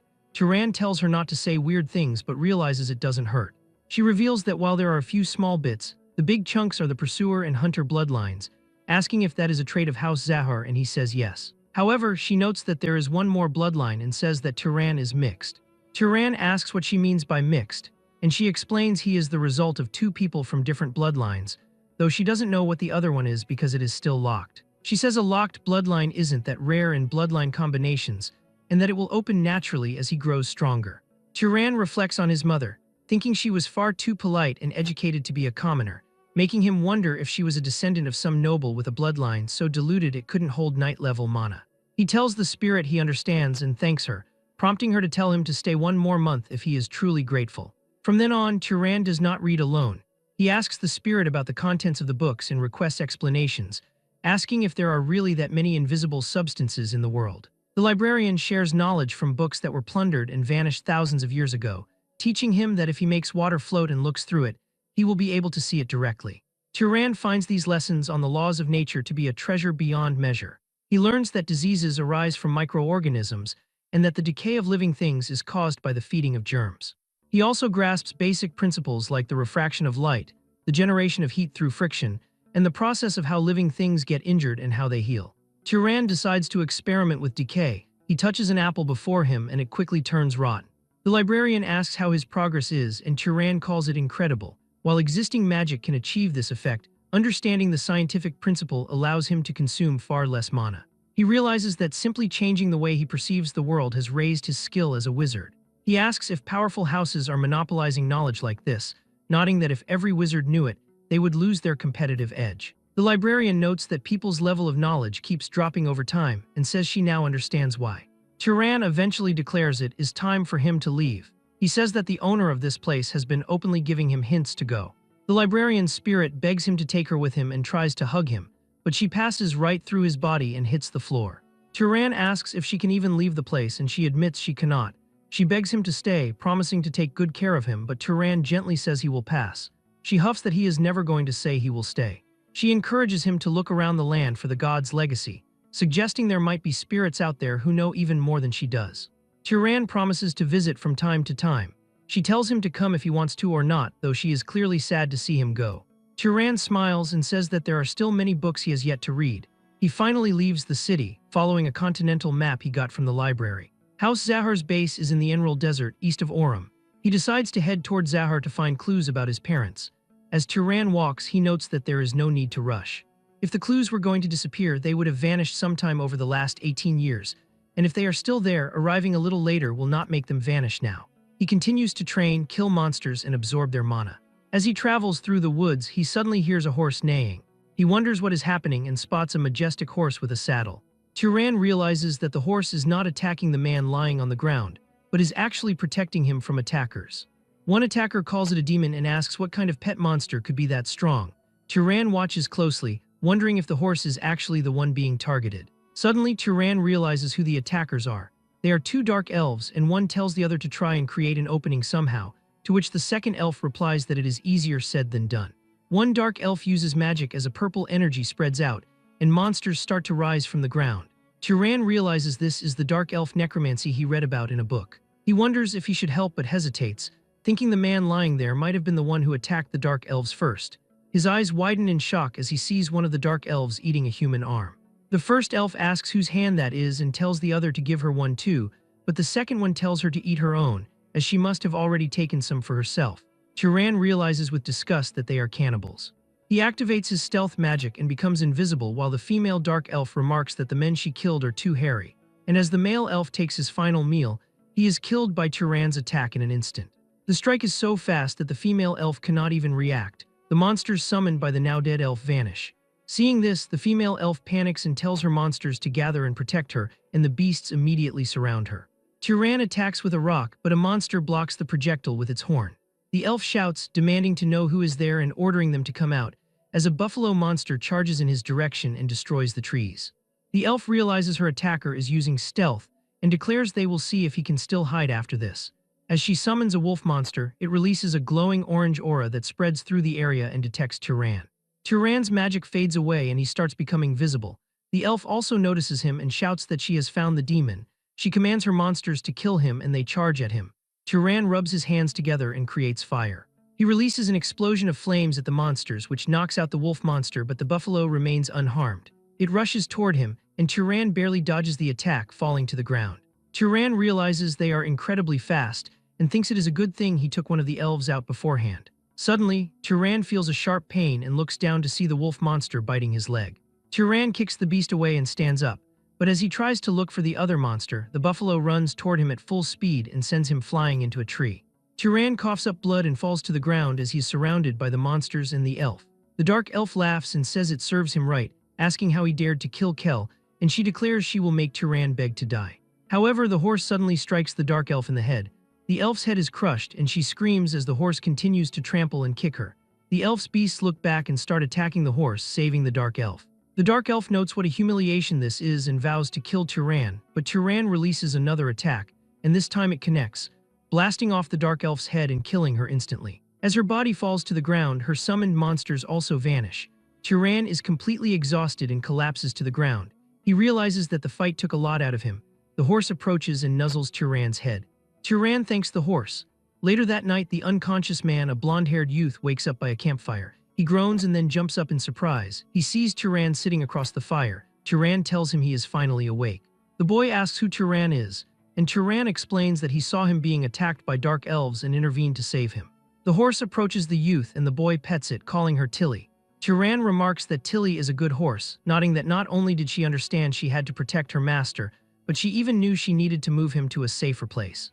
The boy thanks Turan for saving him and introduces himself as Aziz of House Berg, prompting Turan to give his own name in return. Turan asks if there was any particular reason Aziz came into conflict with the Dark Elves. Aziz explains there wasn't a specific reason. He was simply on a pilgrimage with his retainers when they were suddenly ambushed without provocation. Aziz begins to cry, saying he had heard these other races were savage but never imagined they would be this bad. He sobs for his fallen friends, explaining that the people he lost were very precious to him. Turan asks if they were his family, and Aziz replies that they were the knights and servants who came on the pilgrimage with him, and that they had practically raised him since he was little. Turan notes that Aziz seems like a good person. He asks if Aziz knows how many dark elves attacked because he killed 2 of them, and Aziz says that should be all of them. Turan then uses his search spell and senses the surrounding area. He confirms there are definitely no more dark elves nearby. Aziz asks Turan if he has any urgent business, and Turan says that he is also in the middle of a pilgrimage. Aziz is amazed that someone on a pilgrimage would have so much power, asking if Turan is the child of some great house and wondering why he is traveling alone. Turan replies that it is difficult for him to explain. He claims he is not that strong, saying he only managed to ambush 1 elf and barely fought off the other with the help of the red horse. Turan releases his mana, and Aziz is confused at first but also releases his own mana. They both check each other's power. Turan is shocked to realize the blonde man's amount of mana is incredible. If he hadn't absorbed the Dark Elf's mana, he would have even less than Aziz. Aziz thinks that, honestly, Turan's raw mana alone is at a level where he would not be overwhelmed by 2 necromancers. Deducing that Turan must be noble-born from a powerful bloodline, and that since he is on a pilgrimage, he probably hasn't even reached his growth limit yet. Aziz wonders why someone like that would be traveling alone. Aziz then asks Turan if, assuming he does not have a fixed destination, it would be all right to invite him to House Berg, promising to repay Turan for saving his life and asking him to safely escort him back to his house. Turan asks what Aziz means by repayment. Aziz gives a large grin and declares that those of House Berg are enchanters and vassals of Arabian, the great house to the north, explaining that they belong to a bloodline that has crafted magic tools for generations. He tells Turan that he will make him the finest magic tool worthy of his skills. Sometime later, they move deep within the forest and bury Aziz's subordinates, who were killed by the Dark Elves. Aziz lets out a quiet sigh and observes that things finally seem to be coming to an end. His voice carries a hint of relief, yet he reflects on a heavier thought, admitting that he would like to send everyone back to their hometowns if he could, but adds that it will be difficult. He turns toward Turan and thanks him, to which Turan glances at him, slightly puzzled, and asks for what. Aziz hesitates before answering that it is because Turan did not mock him. He is a noble, yet he cried at the sacrifices of his subordinates, calling it pathetic. So Turan asks why he would think that is pathetic, and Aziz replies quietly that it is because that is what his father taught him.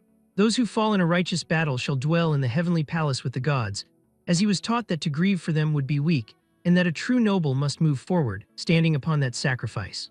But if not grieving over a family member's death is strength, then he does not think he could ever become truly strong. Turan listens in silence before a warm smile appears on his face, and he says that it is not a sign of weakness but kindness. Aziz is taken aback, then tries to lighten the mood by suggesting they speak more comfortably since they are going to be traveling together anyway, nodding that the age difference between them is not that great either, and Turan gives a small nod and agrees.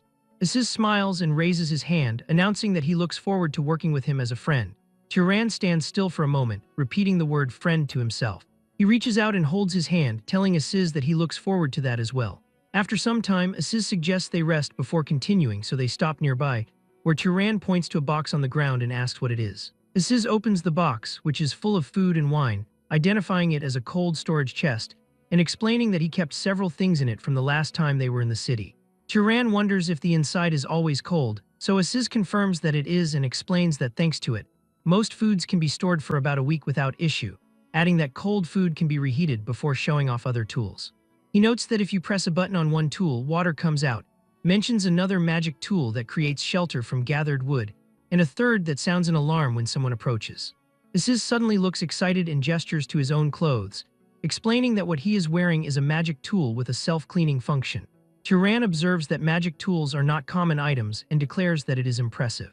He says that just one set of clothing alone would be worth saving his life, but Aziz smiles and declares his life is worth way more than that, promising to reward him with far better things when they return to the main house. He adds that if the house won't allow it, he will make them himself. He then changes the subject, nodding that during the time they have traveled together, he has seen so many types of Turan's magic that he has lost count. Listing off animal control, freezing, levitation, liquid manipulation, enhancement, luminescence, restraint, instant death, terrain transformation, and lightning strikes. He asks Turan if he spent his whole life practicing magic, or if he has a bloodline ability that lets him master any magic he wants. Turan narrows his eyes and mentally notes that he just can. He reminds Aziz they agreed not to pry into families, so Aziz quickly laughs and says he was just kidding, claiming there is no way such a bloodline ability even exists. He then asks how old Turan is, nodding he does not look older than 30 but wondering if he has lived for 80 years, and Turan answers that he has about a month left until his birthday and turns 18 this year. Aziz is completely shocked. He reveals that he is turning 43 this year, but then chuckles and says a 25-year difference is not that important to them. Aziz crosses his arms and says he should have known Turan had that much magic power to take down 2 wraith sorcerers, adding he was not expecting there to be 2 geniuses like him in the world, leading Turan to ask, too. Aziz explains the other person is close and has an incredible bloodline, revealing that the other genius is his cousin. Turan asks if he can ask that person to make magic tools for him, but Aziz says no because she is from the main house. Turan wonders about the main house, as Aziz explains she is a princess of Arabian and might even become the head of a great house someday. After that, they start walking. He explains that unlike ordinary wizard houses, heads of great houses do not easily pass positions to their own children. Because in a great house, there are dozens of relatives in the same generation, and naturally at least one of them is usually stronger than the head's own child. Yet among the head's children, Mesa was born with the greatest talent. After awakening her magic power, Mesa mastered all manner of combat magic in just 10 years. Turan is surprised as Aziz adds that as a result, she received the full support of her house, and now at only 21 she is almost on the same level as the core members of the house. Turan thinks about how much power she has at that age and asks if the house performed a funeral. Aziz says that is right and explains that when their eldest granduncle passed, his magic power was devoured by Mesa, though they naturally received portions as well. Turan realizes it is clear there is a good reason the great houses maintain their supremacy. Aziz points ahead, nodding that it seems they are almost there. Turan looks up and Aziz explains that this is the Dakin Plains, the central territory of Arabian. They eventually arrive at Zavillan, the territory of House Berg. As they enter the mansion, a woman rushes out and asks Aziz what on earth is happening. Aziz shouts, "Mom," and embraces her, starting to cry. Turan watches, mentally nodding that Aziz is 43 and yet reacts this way. A man with a beard approaches and tells Aziz to mind his dignity and at least address her as mother. So Aziz apologizes and then introduces Turan as a new friend from the south who risked his life to save him, stating that without him, he wouldn't have made it back here alive. The mother says this pilgrimage route wasn't supposed to be that dangerous and asks what happened. So Aziz reveals they were attacked by dark elf wraith sorcerers. She is furious and calls them filthy wretches, declaring she will take an army and tear them to shreds. The man from before calls her the house head and tells her to compose herself because people are watching. He then asks Turan which house he belongs to, and Turan replies that he is afraid he cannot say. The man asks if he cannot, and Turan admits he does not really know, explaining he was born to a commoner mother and does not know who his father is. Aziz is shocked and asks why he never told him about that, but Turan replies it is not something worth boasting about. The head of Berg looks at Turan of the unknown house and declares that since he saved her child, she shall see that he is properly rewarded. She tells him it is difficult to offer him a room there, but says she will arrange for him to stay at the finest inn in the city, making Aziz frustrated as he asks his mother if they shouldn't host him at home. She explains that would normally be fine, but they have an important guest staying with them now. Regardless of the circumstances, it is difficult to bring in a stranger of unknown origin, and she hopes he understands. A voice suddenly speaks up, telling the aunt she does not need to worry about her, as surely the person who saved Aziz would not suddenly try to assassinate her. A woman dressed in black appears. Aziz realizes it is Mesa and asks what she is doing here all of a sudden. Turan observes the Princess of Arabian, thinking she looks more like a corpse in her current state. Mesa explains that she is there to hide because she was nearly assassinated by Zahor's vermin. Aziz is shocked that an assassination attempt happened at the main house. Given how fortified that place is, he asks if there could be an insider. Mesa replies that there is probably an insider because the main house does not just have one or two people with questionable loyalties. She declares she is tired and retires first, saying good evening to everyone. After that, Aziz's mother calls her maid named Ina and tells her to show Turan the second best guest room in the house. The next day, Turan opens his eyes on a bed in the grand guest room. After resting, he walks through the hallway where he meets Aziz again. Aziz notes that Turan is up early as usual and asks what he is doing alone in the hallway. Turan points to a magic lantern on the wall and says he finds it interesting, so Aziz says he makes those every now and then for practice and tells Turan he can have one. After hearing this, Turan says he is not that interested. Suddenly, a massive flash of lightning rumbles through the windows, lighting up the hall. Turan looks at it in confusion, while Aziz explains it is Mesa practicing magic and notes she is always diligent. Turan asks if that was Arabian bloodline magic, and Aziz confirms it is the Storm bloodline. He admits he has never hated his own bloodline but says he is a little envious, as she looks like she is becoming a literal god. Turan is curious and wonders about how strong the next Arabian leader is. Aziz asks if he wants to take a look, but Turan says he is curious yet does not think it is a good idea for a suspicious outsider like him to approach. Aziz asks why that matters since he is not an assassin. He insists he can vouch for him and admits he is curious about who is stronger between Turan and Mesa. Turan says he thinks that is the real reason Aziz brought him there. Aziz laughs and says that, to tell the truth, he has been holding a grudge for a few years and wants to see Mesa frustrated for once. They go to the training grounds where Mesa is standing. Aziz calls out to her. She turns and asks Aziz who is beside him, so Turan introduces himself. Mesa repeats the name, remembering him from last night, and asks what brings them there.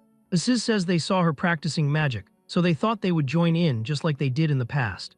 But Mesa reminds Aziz that last time he stormed out crying after she learned something in 2 tries that took him a whole week, which makes Turan laugh. Aziz looks back at him and he quickly apologizes for laughing. Aziz asks Turan if he is mocking him too and then turns to Mesa. He declares Turan has magic talent second to none and suggests they have a duel. Mesa repeats the word duel and looks at Turan with a silent stare. Her eyes glow blue as her mana surges. Turan looks up at the sky where the weather has turned dark and a lightning storm descends. As she releases more mana, it becomes more terrifying, making her look like a monster. Turan's body stiffens under the sheer weight of her pressure and his eyes go wide. After it is over, Turan is left panting and sweating from the intensity. After a moment of silence, Mesa looks at him and says she hates to say this, but she does not think Turan is a match for her. Mesa is sorry to say this, but it looks like it will be a bit difficult for him to duel her. Turan stays silent while he stares at her with a focused and determined expression. Aziz steps in with a wide grin and tells her that, in terms of magical power, he certainly would be no match for her. However, he adds that what is truly incredible about this guy is his ability to learn magic. He puts a hand on Turan's shoulder and declares that he is a genius unlike any he has seen in his entire life. Aziz looks at her and asks if even Mesa herself probably does not reach that level of talent. She replies that since Aziz is praising him so much, they should see what he is capable of doing. Turan looks back at her and suggests a new method for their competition. He asks how about they each show a magic that the other probably does not know, and whoever can perform it faster wins. Aziz turns to her and says that it is a good method before asking for her thoughts. She heard Turan does not even know the magic of his own bloodline yet. She explains that it would be unfair if she used her innate magic, so she decides to leave that out of the duel. She tells them she will start first and steps forward on the training ground. Mesa taps the stone floor with her foot and creates a small sprout that bursts through the floor. Turan and Aziz watch as the tiny plant begins to grow rapidly and turn into massive vines that coil around the entire courtyard. Aziz shouts in terror as the vines wrap around him and lift him high into the air. He hangs upside down, while Mesa looks at Turan and identifies the spell as plant creation and manipulation magic, asking if he can do it. Aziz screams and begs to be let go because he is getting dizzy, but she ignores him and tells him to stay like that for a moment because it is fun. Turan reflects on the principles of magic while he looks at the vines. Fire creation magic is merely the manifestation of the phenomenon of burning, and water creation magic is simply the act of extracting invisible moisture from the air. Turan crouches down and places his hand flat against the hard stone floor. He thinks to himself that these vines are the same way, as the magic involves forcing seeds already planted in the ground to sprout rapidly. He realizes that, in other words, it is not creation, but rather growth. He tells the seed to grow, and a bright blue pulse of mana flows around it. In a split second, several blue vines explode from the floor and weave around Turan. Mesa watches with a shocked expression as the plants follow Turan's will perfectly. Aziz is shocked too. She realizes that given Turan told the plant to grow, he has independently discovered the true nature of this magic. She asks him if he happened to see this magic used somewhere before, to which Turan replies that it is his first time ever seeing it. Mesa HMPH and notes that the things Aziz said today actually turned out to be right for once, which is rare. She releases her magic, and Aziz falls to the ground, groaning in pain.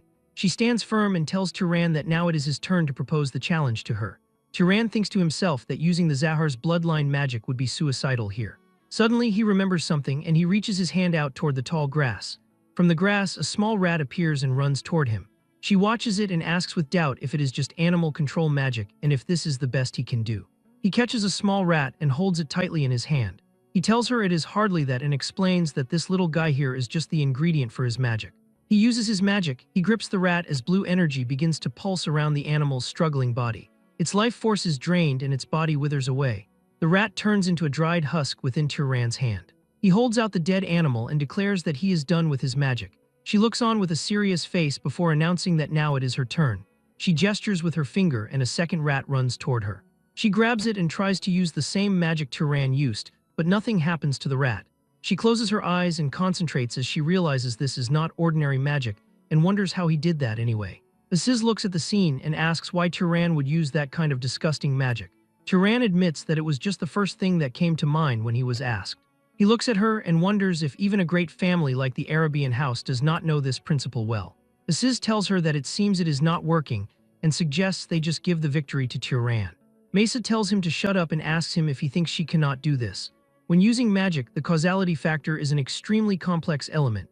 If the phenomenon one intends to cause is something natural, the magic is more efficient. If the user clearly recognizes the cause of the magical phenomenon and the amount of mana is adequate, the spell succeeds. Among these, the capacity to perceive the cause of the phenomenon is an important factor that simultaneously influences the success rate and mana consumption. She just needs a little more time. One of the ways to compensate for the lack of causality is to invest a large amount of mana, filling the inefficiency with volume. Mesa tells the rat to rot while it is still alive. Suddenly, the rat in her hand shrieks as its skin turns to rot. The creature is turned into a mummified husk exactly like the one Turan created. Aziz notes that it worked. She huffs and says in a tired voice that she really did it. Suddenly, she feels a sharp wave of exhaustion and her vision begins to blur. She collapses to the ground while Aziz screams her name and runs to help her. Turan and Aziz crouch beside her as they look at her unconscious form. Turan wonders what the reason could be and if she used too much mana during the spell. He reflects that people don't usually faint just from depleting their mana alone. At most, she should suffer from exhaustion since she lost even the strength needed to support her own body. He looks at her hand and realizes the problem, identifying that she is suffering from a lack of physical nutrients. Turan lifts her in his arms and asks Aziz if there is no mage with a healing bloodline around here to assist them. Aziz tells him that there isn't anyone like that nearby. Turan tells Aziz to have them bring water and salt to the ladies' room and bring the adults as well.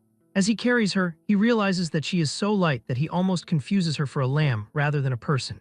Even the mana she used to barely sustain a body that shouldn't even be able to stand has been exhausted. After some time, Mesa opens her eyes and Aziz's mother, her auntie, rushes into Mesa's bedroom and screams her name, asking if she is conscious. Mesa asks why she is here. The woman explains that Aziz told her that she suddenly fainted while training magic with the guest. Mesa remembers what happened. The woman asks her if it is true and wonders if that man happened to do something to her. Mesa declares that no and says it was not his fault at all. She explains that it was just a small mistake on her part and that's all there is to it. Mesa begs everyone to leave because her head is throbbing with pain. The aunt stays for a second to tell her she made some soup and places the bowl on the bedside table. The aunt tells Mesa that she knows she does not eat because of magic, but says she needs to think about her health too. She tells her to try to eat at least a little before she finally leaves the room. Mesa watches her aunt go and then says a soft thank you. She then looks at the bowl and lifts it. She takes a spoonful of the warm soup and eats it. But she is struck by a terrifying memory of her mother and sister getting attacked. She remembers them crying out for her to save them because they believed she could do it. Mesa groans in pain and drops the bowl and it shatters when it hits the floor and she tries to calm herself. Meanwhile, Turan is sent to lock up in the Berg family basement and finds himself at the temple of the limping goddess. He stares at the giant winged statue in the golden light of the basement. A guard dressed in black draws his sword and tells Turan that both the doors and the walls are solid without a single crack, and he thinks they are like muscles trained for hundreds of years. He tells him to give up on any thought of trying to break in and leave.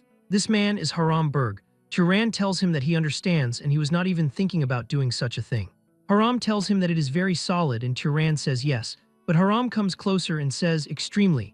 Turan wonders if the guard is currently bragging to him. Haram suddenly performs a swift swing with his longsword and Turan's eyes follow the movement. He gets curious and asks Haram what he is doing. Haram replies he is training. Haram moves his body in a rhythmic flow, performing a series of strikes and steps. Turan watches closely and observes that there was no movement wasted. Each movement was the minimum preparation to apply the next force in his strike. Turan asks himself if this could be the efficiency of a truly trained body. Haram stops his training and looks at Turan. Turan quickly apologizes, asking if he interrupted him. Haram says no and asks him what he saw in his movement just now. Haram gets extremely close to Turan's face and waits for his answer. Turan declares that he thought it was incredible. The guard steps back and explains that most nobles consider martial arts insignificant because it is easier to attack from afar with magic. It is all because their physical bodies are weak and their minds cannot dominate their bodies and rely on cheap tricks. Turan says that unless it is a bloodline specialized in physical combat, like the Hercules strength bloodline, focusing on magical power ends up being a more efficient decision for them. However, he adds that when going through trials, situations eventually arise that you must face even if you want to avoid them. After that, Haram holds his sword out to Turan and tells him to hold it. Turan asks him if he really wants to give a weapon to a suspicious person like himself, even though he was sent to lock him up here. Haram smiles and says it does not matter, this weapon is just a piece of iron. He explains that what makes it a sword is the body of the one wielding it, and tells him that he cannot cut him with his weak body anyway. Turan grips the sword in hand and wonders what he could even do with this sword. Haram looks at him. Turan's entire body erupts with a massive aura of blue flame and mana. The intense power radiates from Turan as he holds the sword and stares directly at Haram. Turan flares his massive blue mana, holding the iron sword firmly in his hand. Haram looks at him and shouts that it is not right, telling him to stop pouring mana into the weapon. Turan simply replies with an all right and suppresses his energy. Haram steps closer and starts adjusting Turan's posture manually. He commands him to put more weight on his front legs and press down so the earth bears the blow. He tells Turan that his elbow is rising too much and warns that with such weak elbows, he cannot overcome the sword's weight. He adds that at this rate, his thigh will get pierced through by an opponent. He tells Turan to raise his arm and orders him not to set his own limits. Turan replies, "Yes, sir." Haram nods and tells him that was good, ordering 10 repetitions next. He tells him not to stop his breathing and instructs him to breathe directly into his muscles. The seasoned guard observes that Turan is a fine vessel, and if possible, he needs to make time to wring that body dry. Haram declares that mana is mere parlor tricks. He claims that wizards mistakenly assume their physical abilities are guaranteed, but says that is only the minimum function your body possesses. He tells Turan that a properly trained body tears through the battlefield without the need for mana, and insists he needs to understand that difference. Turan huffs from the effort and says he will bear that in mind. Suddenly, Turan turns his gaze as the heavy doors of the temple open and spots Asiz's mother entering the room. She bows her head deeply and asks for a pardon, telling Turan she has done something unforgivable to their benefactor. Turan remains composed and suggests he is the one who should apologize, guessing the young lady was unharmed. As a guest, his conduct was inappropriate. The head of House Berg explains that Mesa wanted to give him a proper apology, and she asks him if he would happen to have some free time. Later, Turan finds himself alone with Mesa in a grand parlor. She stands by a large window and reflects that this situation is troublesome, saying she heard Turan was trapped in the temple because of her. She tells him she is sorry for causing such unnecessary commotion. He walks toward her and says it was necessary, declaring he is just glad she is safe. She looks at him and asks about the magic from yesterday, specifically the one that makes animals rot, wondering if that is an undisclosed bloodline magic. She tells him the mana consumption was absurdly high and asks if he lied to her about it. Turan says no and explains that, if she understands the principle, she should be able to use it easily as well. She hums and notes it seems he won't teach it for free, but if he doesn't reveal the method, there is no proof it isn't bloodline magic, is there? Turan declares he does not particularly mind whether he wins or not. She looks confused and asks what he means, declaring that if things end like this, it would make her look bad as the Princess of Arabian. She offers a deal, proposing that if he tells her the secret of that magic, she will teach him one of Arabian's secret arts in return. Turan smiles and says he has no objections in that case. He starts explaining the logic, stating that basically the root is bioenhancement magic. He asks if she used microorganisms no one can see, and she confirms this is correct. She is shocked, realizing it is no wonder the efficiency was so high since she did not know about those hidden factors. She sighs in irritation and admits the loss was hers. Although she succeeded at the end of their duel, it was done through brute force. Turan suggests that he considered that part of the wager, but Mesa insists that is not right. She claims that when discussing magic skills, they do not include the amount of mana recklessly poured out. A little embarrassed, she asks if he can tell Aziz that it was a draw, as she does not want to see Aziz getting cocky about winning. Turan understands. She then decides to give him his compensation and picks up a comb. She demonstrates by rubbing the comb against a surface and explains that when objects rub like this, they attract each other. She looks at Turan with confidence and starts explaining why, but he interrupts her and declares this is static electricity. Her expression goes completely blank in shock as she asks him if he already knew about it, and Turan confirms he did. She mutters that this alone was considered one of their quite profound secret arts, and tells Turan she will think a bit more about how to repay him, since she needs to find what he does not know. She suggests that until sufficient compensation comes to mind, they should train together from now on. She quickly adds that this is just to repay her debt and not because she particularly needs him around. Turan gives a warm smile and agrees, suggesting that starting tomorrow, they should meet in the garden in the evening. The scene shifts to a massive dining hall filled with incredible amounts of gourmet food. Aziz's mother tells him the table isn't much, but asks him to eat to his full. Aziz looks at the feast and asks why she prepared it so lavishly, nodding he hasn't seen things like this even on his birthday, adding that anyone who sees this would think the Lord of Arabian himself had visited. The mother tells him to be quiet. Turan looks at the table and notes there is no way this is an ordinary meal. The head of house turns back to Turan and brings up their earlier talk. She asks if it is true her son promised a powerful magic tool as the price of his life. Turan confirms this is correct. The mother asks if Turan has something specific in mind. He wants something that aids in defense. He explains that while it is easy to harm others with magic, protecting oneself is difficult. If possible, it should be able to protect from surprise attacks. The mother says she has made similar items before, so it should not be difficult. However, she notes they do not have anything ready immediately. Aziz speaks up and asks if he may make the item for Turan, but the mother tells him that if he is thinking of dragging House Berg's honor through the mud, he should stop. Aziz's brother Milo raises his hand and says he will make it, stating he just finished a commission from the main house and has free time. The mother asks how he intends to make it. Milo explains that for defense against surprise attacks, something Turan can carry at all times would be best. He will embed mana into jewelry like rings, earrings, or necklaces to create a function that draws out a guardian bloodline's defensive power. The mother notes that is acceptable and asks for the time frame. Milo answers 1 month. The mother mentions that while nothing is more unseemly than a parent bragging about their child, Milo is already a skilled wizard not far behind her. Turan realizes the gravity of the gift, thinking that a magic tool made by the head wizard of an enchanter's house over a full month is a bit excessive. He speaks up, expressing his appreciation but wondering if it is too much. The mother asks if it is excessive, then asks if it means her son's life is worth that little. It isn't excessive at all. She then orders Turan to stay as a guest at their house for the next month. She tells him to make himself at home and stay comfortably. The next morning, Turan and Aziz walk through the bustling streets of Zavillan. Aziz notes that it seems his mother has taken quite a liking to him. Aziz admits he talked more about Turan to her before bed, mentioning his talent and the fact that he never neglects his training. He reveals that originally she wanted to look down on him as just a wandering noble without backing, but her views shifted. Turan observes that it sounds like she is trying to recruit him into their house. Aziz confirms this, explaining that she gives generously, puts people in debt, and then introduces a pretty young lady as a way to tempt them. He mentions several adults in the house joined that way. Turan notes this is troubling. Aziz tells him not to worry and says the magic tool is just something nice to buy favor. He assures Turan he won't be forced into marriage even if he wants the magic tool, claiming his mother is not so lacking in refinement. He then asks what Turan has for the rest of the day. Turan explains he promised to train with Lady Mesa in the evening and asks if there is anything the matter. Hearing evening, Aziz says there is still quite a bit of time until then.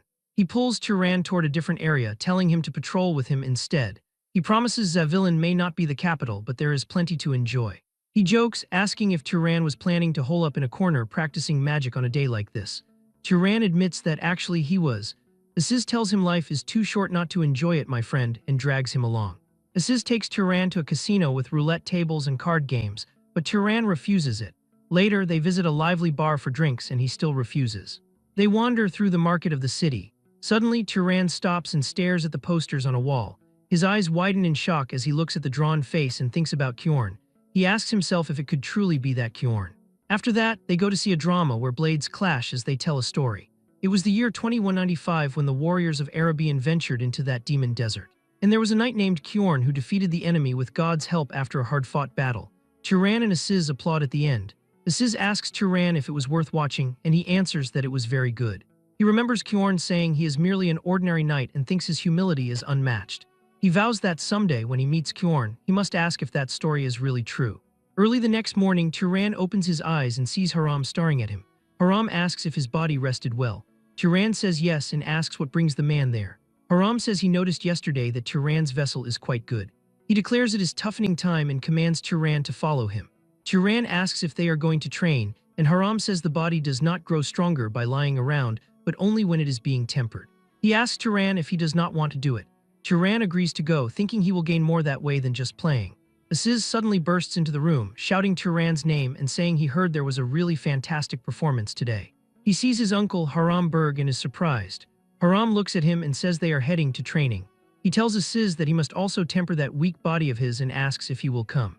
But Aziz backs away with a terrified expression and lies, saying he was just out and came back now, so he has not recovered yet. He runs away at full speed. Turan watches him go and wonders why he is acting like that.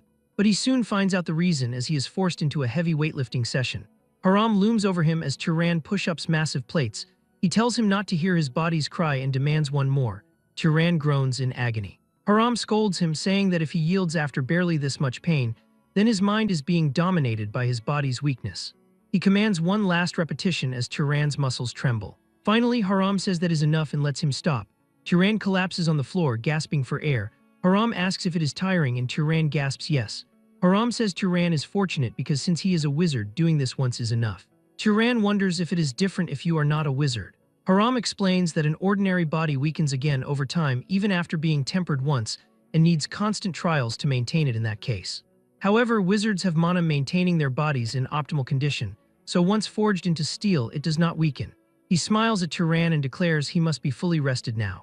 Turan looks at him in shock and tries to say he is still, but Haram's expression turns dark as he says he knows Turan's body does not lie. He shouts that Turan has rested enough and now he will teach him weaponry and combat. Turan screams in exhaustion as the training intensifies. The following days at House Berg were fulfilling indeed. He wakes up early to train with Haram in a special space where the body becomes several times heavier than usual. One misstep and you'll be buried in the floor. In the evening, he returned to the mansion to repeat magic training with Mesa. She shows him how to use finger friction to generate electricity as golden lightning crackles between her hands. And before he knew it, 3 weeks had passed. Turan tries to fire a bolt of lightning at a target, but it misses. Mesa watches from behind and notes he is struggling more than expected. Turan smiles and says it is because he isn't from Arabian. She admits it is hard for her to help too, nodding she never thought of aiming lightning magic in that way. She asks if it doesn't hit just if you shoot it, but Turan explains it is harder than one may think. Suddenly someone shouts Lady Mesa, and a man comes near them.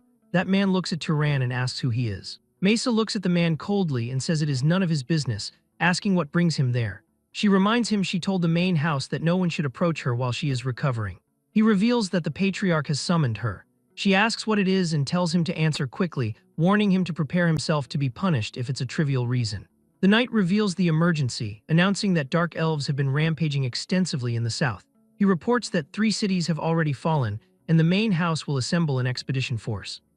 Mesa orders the messenger to tell them she will return shortly, and the messenger bows to her, accepts his order, and leaves. She turns to Turan and tells him she thinks she needs to go. She pauses for a second and reflects that before she leaves, she should collect payment for Turan's disgusting decomposition magic. She suddenly gets an idea and claps her hands. She looks Turan in the eye and asks him if he knows that electricity flows through the human body as well. Turan is confused by this question and asks if electricity can really flow through the human body, which prompts Mesa to smirk. She declares that there is no way he would know as this is a secret of House Arabian. She suggests considering his debt paid if she teaches this to him properly, saying it will definitely be a great help, and Turan agrees. Mesa explains the fundamental theory, telling him that when a person sees or feels something, that specific part of the body sends a tiny electrical signal to the brain. She details that if it comes from the eyes, it travels from the eyes to the brain, and if it is a smell, it moves from the nose. Turan shuts his eyes to focus while he mentally traces these pathways. He realizes that a tiny electrical signal indeed flows through the entire body. If he can accelerate those signals transmitted through those pathways, he will achieve something incredible. He focuses on this tiny electrical signal more. And opening his eyes now, he can clearly notice those signals. A butterfly flies between them, and he can see its movements in slow motion and in more detail. She asks if he is able to do it and how it feels. He is impressed by this, wondering how this works and what it is. However, the effort causes a sharp strain and Turan gasps while clenching his forehead. Mesa laughs softly at his success, explaining he feels that way because he poured out his mana so recklessly. She mentions that while it will be hard to adjust now because of the headache, once he gets used to it, he will be able to maintain it for quite a while. He reflects on the value of the technique and states that no matter how much he thinks about it, this lesson seems far too valuable compared to what he gave her. She begins to float into the air and tells him to think of it as a simple investment since he seems to have talent. If he ends up learning an even more incredible spell in the future, she will collect it all back along with what he owes her now. She disappears into the distance while he watches her go in silence. The scene shifts to the Morgan City Center at the heart of the Daking Plains, where knights and wizards of Arabian are gathered. A massive crowd of local people is cheering with slogans like "Glory to Arabian" and "Long live Arabian." Aziz remarks that even though it is just a departure ceremony to hunt dark elves, it feels more like a victory parade because of the enthusiasm. He suddenly spots Mesa on horseback and waves his arms, shouting for her to look over there. His father grabs his arm and tells him to maintain his composure as a noble. Suddenly, someone shouts that the head of the house is entering. A tall figure walks through the cheering crowds. Turan looks at the man and identifies him as the current head of the Arabian house, known as Battle Arabian. He says that the head of the house does not look well at all and asks Aziz if he is always so pale, wondering if his health could be failing. Aziz recalls rumors that the Lord was severely injured while fighting the head of the Zahar house in the past, but since that was a long time ago, perhaps it is just because of his old age. Battle Arabian reaches his hand toward the sky, and people look at him and look up at the sky, and the blue light turns dark and gloomy as storm clouds gather instantly. A massive surge of golden lightning explodes through the clouds with a deafening rumble. The commoners start praying to the Lord of Thunder to protect his descendants. Turan looks at the sky and realizes this is the true power of Arabian. Even with his body in such poor condition, he easily covers the entire area, showing the absolute pinnacle of magic reached by a human. With determination, he thinks that one day he will reach that level as well. Sometime later, back in the workshop of House Berg, Milo holds out a leather-bound metal bracelet and says, "Here you go." He explains that just wearing it increases his physical stamina a bit, but if he injects mana, that level increases even further. Milo details that at its limit, it reaches a level similar to the nobles of the Guardian bloodline, but warns it consumes a lot of mana, so he should not maintain it for too long. Turan holds the magic tool and declares it is truly an incredible treasure. He notes that an object like this would not be common even among the great houses, and calls it an exceptionally well-made item. Aziz's mother says his name and asks if he has any interest in formally joining their house. Turan remains polite and says he is very grateful for the offer but thinks that would be difficult. The mother sighs and notes she already heard stories from Aziz. She reflects that since Turan has a lot to do, he would have a hard time settling down in one place. She tells him to consider her offer as an old woman's lingering attachments. Turan bows his head and declares he will never forget the hospitality he received. He says Aziz and the Berg family will be his friends forever. She nods and says yes, that is enough. As Turan prepares to depart and leave the house, Haram Berg and Aziz meet him. Haram throws a blade at him and tells Turan to take it. He explains it is a magical device with no major functions, but notes it is durable and the blade is quite sharp. Turan takes the weapon and thanks his master. Hearing the word master makes Haram proud. He gives a stern and wide smile and starts walking away. Aziz walks up and throws a heavy cloak over Turan's shoulders. Turan asks what this is, and Aziz asks if he wasn't jealous of his clothes before. He reveals it is a shirt and some pants made into magic items that do not get dirty easily and mend themselves if lightly torn. Turan smiles at him, and Aziz tells him that Turan is a good friend, not just because he saved his life, but because spending time together and seeing the way he lives gave him a lot to think about. He asks where Turan is planning to go now, and Turan says he will head east first. Aziz mentions Carmine is over there and shakes his head, advising him that if he can avoid it, he should not take a ship. He complains that the waves are truly the worst, and even the wine glasses end up dancing. Turan smiles to himself, thinking he would have to brave those waves to reach the land of Zahar in the Elril Desert, but notes he cannot say that out loud. Aziz tells him that someone as stubborn as he won't starve to death anywhere, telling him to return safely and pay him back for the cloak. Turan says yeah and leaves. He begins his trek through the tall grass. He reflects on being alone again as he walks with a large bag on his back. He decides to test the efficiency of his training. Turan activates his movement magic and takes a single step. He moves so fast that people do not even see him. To them, they only feel a gust of wind as he continues his journey. He covers an immense distance, passing through villages and cities and dashing through forests. After a long time, he comes to a stop. He is in a jungle looking up at a mountain and smells something. He first thinks that it is the smell of a campfire, but quickly realizes it is something far more disgusting, like the smell of burning flesh. His eyes go wide as he reaches that location. He enters a destroyed town and is shocked by what he finds, seeing ruins and wooden debris covering the ground. He walks through the town and sees rows of mutilated corpses of men tied to posts. He wonders if they could have been attacked by bandits because those dark elves should not have come this far. He looks at the surrounding area, and while investigating a ruined structure, he spots something. It is a basement entrance. He approaches it and looks at it, thinking that it is here. He grabs the doors of the basement and yanks them open. He looks into the darkness and what he sees shocks him. A young girl is sitting in the corner. She cries and screams in fear. He jumps down, holding up a hand and telling her to wait, declaring that he is not an enemy and came to help. The girl looks up with tear-filled eyes and asks if he is telling the truth. He replies yes and asks if she can tell him what happened, while the child weeps and claims that a wizard killed everyone. Turan asks if she means a wizard. But before the girl can answer, she collapses from exhaustion. He lifts her and reflects that fortunately it is nothing serious, as she is likely just exhausted from being trapped for so long. He decides he needs to get this child somewhere safe first. As he begins to carry her out, an arrow made of solidified blue mana is aimed directly at him.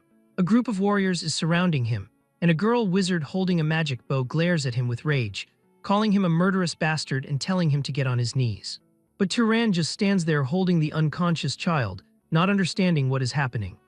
Turan stands perfectly still in the charred remains of the village, carefully holding the unconscious child as a group led by a blonde female archer surrounds him. The female archer pulls back the string of her shimmering blue mana bow and shouts for Turan to get on his knees immediately. She glares at him with pure hatred, calling him a damn murderer. Her voice trembles with rage as she asks if this massacre was not already enough for him, that he is even trying to kidnap a little child, and shouts for him not to move another inch. A knight behind her begins to manifest fire magic and threatens that if Turan moves even slightly, he will kill him, as his hands tremble while he struggles to control his magical energy. Turan stays calm and tells them to wait, explaining that what they are seeing and thinking is simply just a misunderstanding. Suddenly, the nervous knight who is struggling to control his magical energy loses his control completely and accidentally releases a massive torrent of flames directly toward Turan and the young girl. A deafening explosion rocks the site, sending a pillar of fire and smoke into the sky. The woman turns her head and screams at the man, Gil, calling him an idiot because there was a child standing there. While Gil panics and tries to explain that it was an accident, saying he was just so nervous that he lost control. She notices something and looks up as the smoke clears and a shocking sight greets them. Turan remains standing without a single scratch on himself or the child, protected by a glowing blue shield from his bracelet. He looks down at the magic tool and mentally notes that he did not think he would have to use this so soon. The knights are frozen in awe, asking if he actually blocked the magic with just his physical body and how he does not have a single burn mark. The blonde woman wonders what kind of defensive magic he is using, or if it is a specific bloodline ability. Turan declares with a cold and stern tone that he is not the one who attacked this village, telling them again that this is all a misunderstanding. However, his patience reaches its limit, and he warns them that if they attack him again, he won't just defend himself next time. Sensing the sheer density of his mana, she lowers her bow and stops her aggression, reflecting that his explanation makes sense as there would be no reason for a person to cause such a tragedy and then stay behind just to save a child. The archer introduces herself as Bison and asks for his name, so he tells them his name is Turan. Bison notes that even if the circumstantial evidence says otherwise, she finds it hard to believe him yet. Turan points toward the child he is carrying and suggests they ask her the details when she eventually wakes up, nodding that it seems she saw the real culprit. Bison looks shocked and repeats the words, asking if the girl actually saw the arsonist, while Turan looks confused and asks what she means by the arsonist. Bison is surprised by his lack of knowledge and asks if he really does not know who the arsonist is, to which Turan replies that he does not. She explains that the arsonist is the mad mage who committed this atrocity. For the past few months, this killer has been periodically attacking isolated villages, tying up residents and burning them alive. She reveals that because there are never any survivors, they do not even know his gender, and all they know about this person is that people refer to him as the arsonist. Eventually, the little girl wakes up and confirms Turan's innocence to the group, telling them that the man who attacked was wearing a red cloak and had a messy beard. She says he had a very scary look, describing him as looking like a lumberjack, and after hearing this, the group finally realizes their mistake. They are overcome with shame for attacking an innocent person. Bison and the others bow their heads, stating she is sorry and admitting they were rude because they were so impatient. She tells Turan it was clearly her mistake to point a weapon at him, and Gil says he is sorry too. Turan watches them and reflects that even among nobles, Some let their sense of duty override their reason, remembering that Midden was an honest and good leader. Turan looks at the group and tells them that since they are concerned about the child's health above all else, that is all that matters, and he forgives them. He then asks them if they originally came here to capture the arsonist. Bison says yes and explains that they had arrived at the site of a fresh fire, and when they saw him they thought they had finally caught the culprit, but notes it turned out like this. She declares that now that they have a proper description, they will catch him soon because they have a natural tracker among them. Turan is curious about this person and asks for clarification. Since they have a tracker with them, he asks if they are from the Zahar family and why they are in a place like this. Bison quickly raises her hand and replies that no, they are not from the Zahar family. She tells him her full name is Bison Carmine, stating she comes from the Carmine family, and these are her friends from their vassal families. She gestures to her gray-haired teammate and explains her identity, noting that Asha is a descendant of someone whose ancestors mixed blood with a Zahar noble. Bison explains that Asha's bloodline manifested weakly, but it allows her to be quite good at tracking magic despite having no talent for concealment, and in the family, they refer to it as a primitive bloodline. Bison says that since all misunderstandings have been resolved, she has a serious request for Turan, asking if he could help them hunt down the arsonist. To sweeten the deal, she offers him the entire reward for the Mad Mage's capture, and even promises to give him her own share of the mana they would absorb, telling him that all she needs is to earn the merit for completing the mission. Turan asks if she knows the power level of this arsonist since she has never seen him before, and Bison warns him that the man is definitely a noble-level mage. She mentions that some of the villages he attacked were protected by several knights, yet all of them were killed. Turan narrows his eyes since this arsonist not only killed so many normal people, but also killed several knights. There is no doubt that this arsonist is strong and could very well be a noble-level mage, just like Bison is saying. He mentally reflects on how the weak demonic beasts along the road do not increase his strength anymore, and considers that maybe the arsonist is exactly the kind of opponent he needs right now and gives his approval. Making Bison happy to hear it, and he tells them that before beginning the hunt, they should first get the child to safety. The group travels to a safe nearby location, where Turan provides the village elder with enough money to raise the child until she is fully grown. The elder accepts the pouch of coins and declares that of course he can count on him to take care of her. To make sure of the child's safety, Turan glares at the elder and says he will be back in a few years to check in, so he should take care of the child as he is told.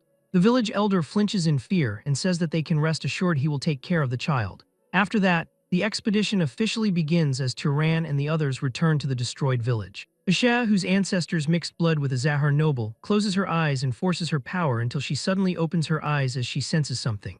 They start walking into the jungle and Asha takes the lead, telling them that they still need to look a bit more. Turan asks which way they should move, and Asha tells them to follow her, following the clues through dense woods and rocky paths. They see many trees are destroyed along the way as Asha eventually halts and starts checking the surroundings for a clue while Bison and the others follow closely behind. Turan asks her how exactly she is tracking him. Asha turns and explains that first she looked for human footprints, and when they reached the main road she followed the scent of ash. She reasons that if he has not changed clothes, the killer will still be covered in ash residue after burning the entire village.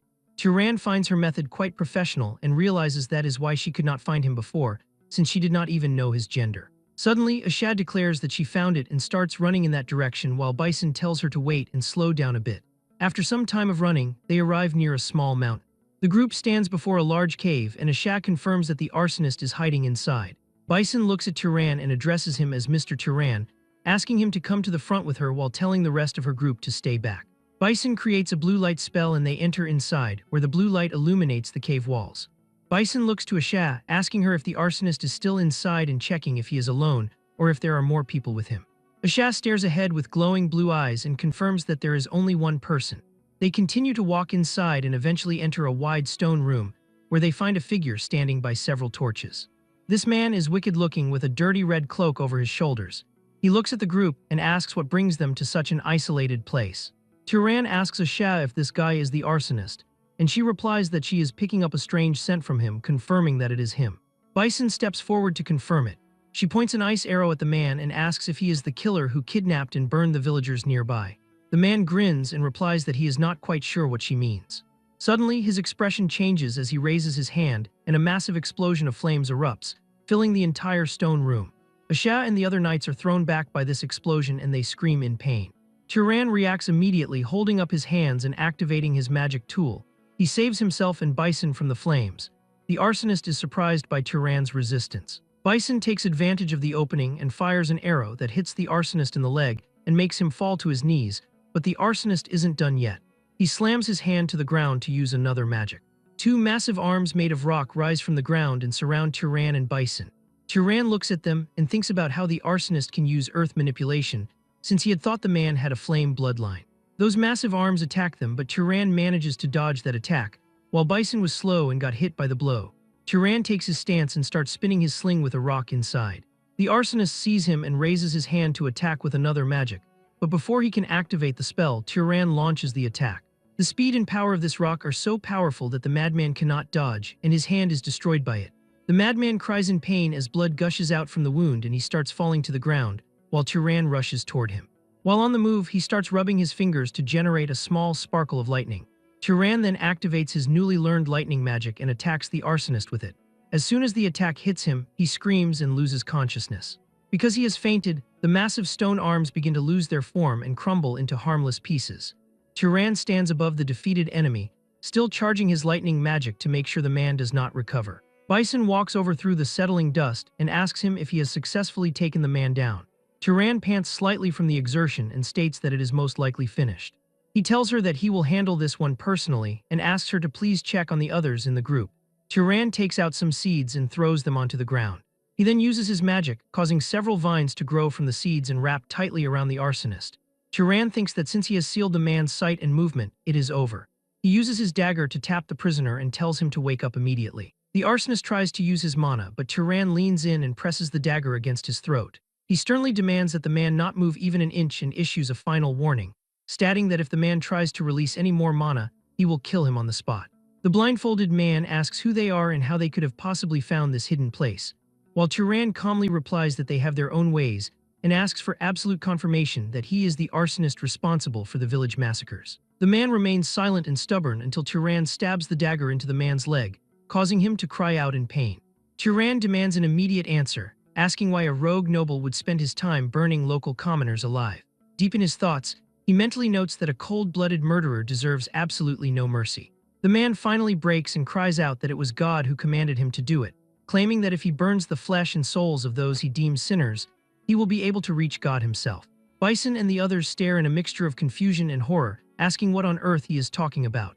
The man continues his maniacal raving, saying that God taught him the secret to obtaining other bloodlines, explaining that if he just burns a few more humans, he will finally be able to obtain the flame bloodline that he so desperately craves. Bison is repulsed and asks if this isn't just total madness, wondering how anyone could think they could obtain an innate bloodline like that, and to commit such massacres for a reason like that is so ridiculous. Tyran's face darkens as he remembers Midden's saying that even commoners can gain power by killing demonic beasts, and he has seen many mages do it. The arsonist continues to mutter about how he just needs to burn a few more villages, and he will have the power of flames. Tyran, gripping his own arm, thinks to himself that maybe this is not just the delusion of a madman, and considers the horrifying idea that perhaps he has discovered a secret of this world. After obtaining all the necessary information, Tyran instantly severs the arsonist's head without a second of hesitation. The decapitated corpse collapses onto the floor in front of the assembled group. The gruesome sight causes several members to feel a deep sense of dread, leading Bison to question her comrades' reactions as Gil struggles to find his words, but eventually explains that killing someone who is tied up and defenseless feels more like a cold-blooded slaughter. Hearing this, Bison immediately scolds him for such foolish talk, reminding him that they all would have perished if things had gone differently and wondering how he could feel sympathy for a murderer. She declares that even skinning the villain alive would not atone for his countless victims, while Tyran quietly turns away to search the room. As he walks, he discovers a book lying on the ground and picks it up, beginning to examine the contents hidden within the pages.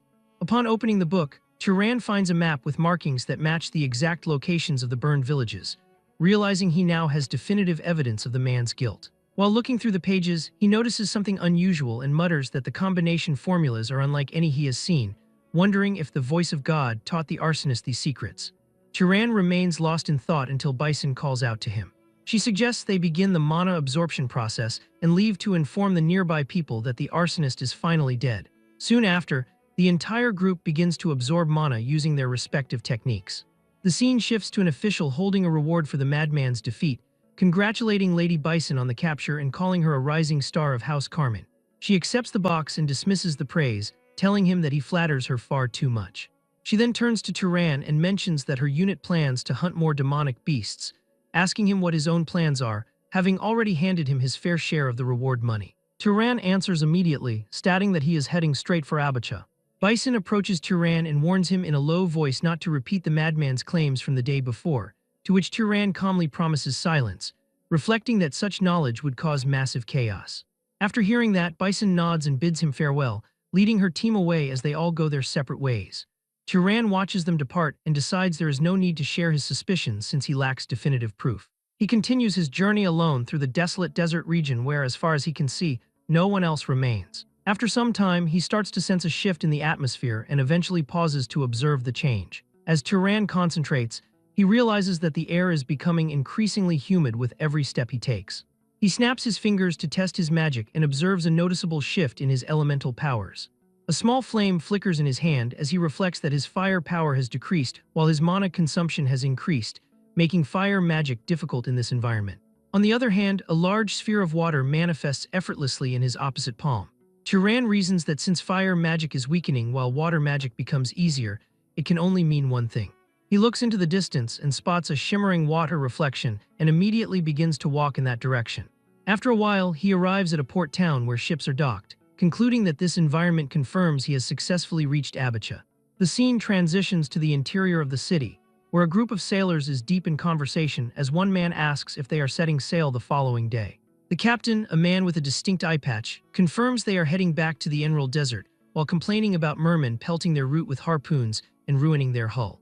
Another man asks if the situation is truly that dire, and an old sailor adds that they must also contend with ruthless pirates. The eye patch captain groans that they will be paying for funerals instead of wages at this rate, muttering that they desperately need a skilled knight for protection. At that exact moment, Turan approaches the table and stops in front of them, asking if they are indeed heading toward the Enroll Desert. The captain looks up and tells him bluntly that they leave tomorrow, but since the ship is not a cruise vessel, there is no room for passengers unless they leave behind a barrel of booze. Hearing this, Turan remains calm and places his hand over a cup resting on the table. Seeing this, the captain asks what he is doing, but he is silenced when the cup is suddenly encased in solid ice. The captain is visibly shaken by this sudden and impressive display of magic. The other men at the table stand up respectfully and ask why such an illustrious guest is in such a humble place, but Turan tells them to speak normally as he is only there to ask for a job. The one-eyed captain's attitude shifts instantly as he asks what he can do for the night, and Turan explains that he wants to reach the Enroll Desert as a hireling rather than a passenger. He offers to repel any mermen or pirates that attack them, suggesting they consider his service as payment for his passage. The captain realizes Turan overheard their plight, but he sighs and explains that the ship is poor and cannot offer a room or wage fit for a night. Turan tells him that the pay and conditions are irrelevant since his only goal is to reach Enroll. Hearing this, the captain is shocked by the knight's resolve, but he quickly settles the deal, telling Turan that he can join the crew immediately. The scene shifts to a different location currently being consumed by total chaos. Multiple houses are engulfed in flames during a brutal and sudden attack by dark elves. Soldiers are struggling desperately to defend the area against the invaders. A dark elf notices a lone soldier and charges at him, but the soldier manages to cut the creature down. However, the fight is far from over as another dark elf rushes toward him, and he somehow manages to kill that one as well. He continues to slay many of them in a desperate struggle, but the enemies continue to emerge without stopping.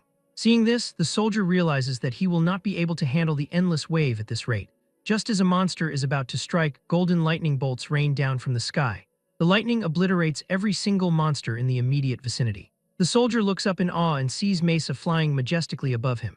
He breathes a sigh of relief and thanks her, but Mesa remains calm and orders him to rejoin his unit. The soldier obeys immediately and rushes back into the heat of the fray. A man comes flying near Mesa and calls out to her. It is Kadram Arabian, vice commander of the Arabian subjugation force, and he asks if she has sustained any injuries. Mesa tells him she is fine, though Kadram warns her not to push herself since her life is worth more than a few nights, a concern she ignores while asking for a situation report. Kadram answers that the situation is manageable and they will retake the region soon, though the enemy tunnels have not yet been located. Mesa tells him to notify her as soon as they are found because she intends to enter them herself. After saying this, she flies away without another word. Seeing her dismissive attitude, Kadram clicks his tongue in annoyance, muttering that his brother raised her to be far too spoiled and calling her an annoying girl. He worries that if she keeps this up, she will end up suffering the same fate as her mother and brother. Back on Turan's side, he stands on the ship while staring out at the endless expanse of the ocean. He reflects on his journey, thinking that even if he reaches the Zahar lands, he has no idea how he will find any leads. He considers that charging into the Zahar family blindly would be dangerous, without even knowing his father's name or position. With only a portrait of his mother and a few of her belongings, he wonders how long it will take to uncover the truth, but his thoughts are interrupted as the one-eyed captain taps his shoulder. He jokes that Turan will dry up the sea if he keeps starring and asks what is on the knight's mind. Turan replies that he was just thinking about the vastness of the ocean, a sentiment the captain agrees with. He mentions that even sailors get sick of the sight after too long and asks if Turan is handling the seasickness well, to which Turan says he is fine.